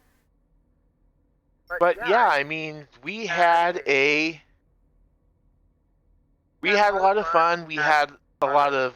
I think there's a lot of potential in this game myself. I mean, does it need some work? Yeah, I mean, it does need some work. Some things do need change around, but at the same time, I think the underlying thing is this has a lot of big potential to it. And honestly, for a game that is so early in development, their Kickstarter's not done yet.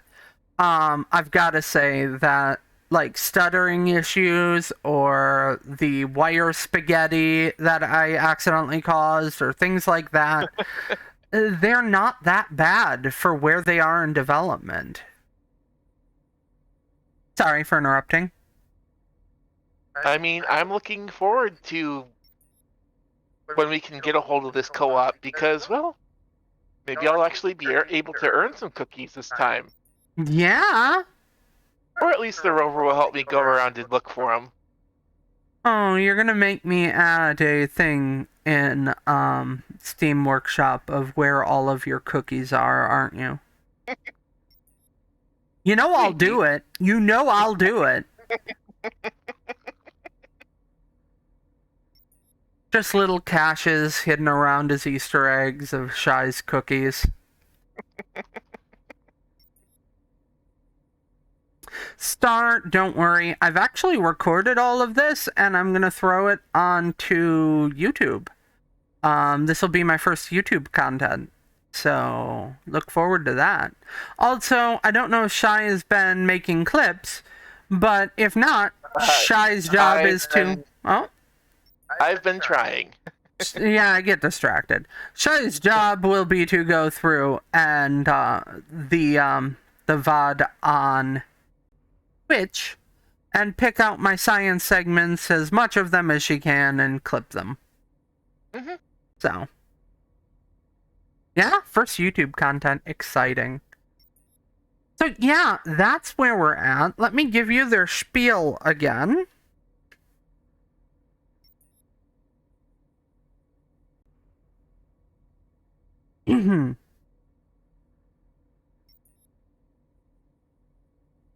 We're just 36 hours away from the end of the Kickstarter campaign. So you need to know about not just the gameplay we've seen so far, but what has been unlocked already in the way of stretch goals. Those include full gamepad support, interior decoration, campaign mode, wind turbines, an expansion of the technology, vertical construction, Steam Workshop support, a heavy spacesuit, chemistry crafting, rocket science, and online co-op. We're getting close to unlocking automated excavation, which would be very useful. An expanded campaign is after that, and if we get to my personal goal of raising 96,000 more Canadian dollars, we get the underground bases that you just heard me gush over. And honestly, at this point, this is definitely a company that I trust to get it all right. I really look forward to this and its future development. So yeah, you've got 36 hours left. Let me... it's in chat right now that I received this free and check out the Kickstarter. And yeah, that's where we depart our YouTube audience anyway. Thank you so much for coming to my first YouTube. YouTube 236. And if you want, catch me over on Twitch, where I stream regularly. That's Twitch TV/LaniAkea AI. And this Saturday, a very good girl in chat, Stardust Shimmer, and I are having our, I think at this point, 15th attempt at a date night. Where she will force me to play Valorant, and I will force her to play Satisfactory. Which, honestly, big vibes from this game. So, please look forward to that. And, if I can get everything fixed and resolve a driver issue on Monday at 4 p.m. Eastern, we will be playing Atelier Ryza 2, voice acted, with myself, Shy, and Kindred. So please look forward to that as well.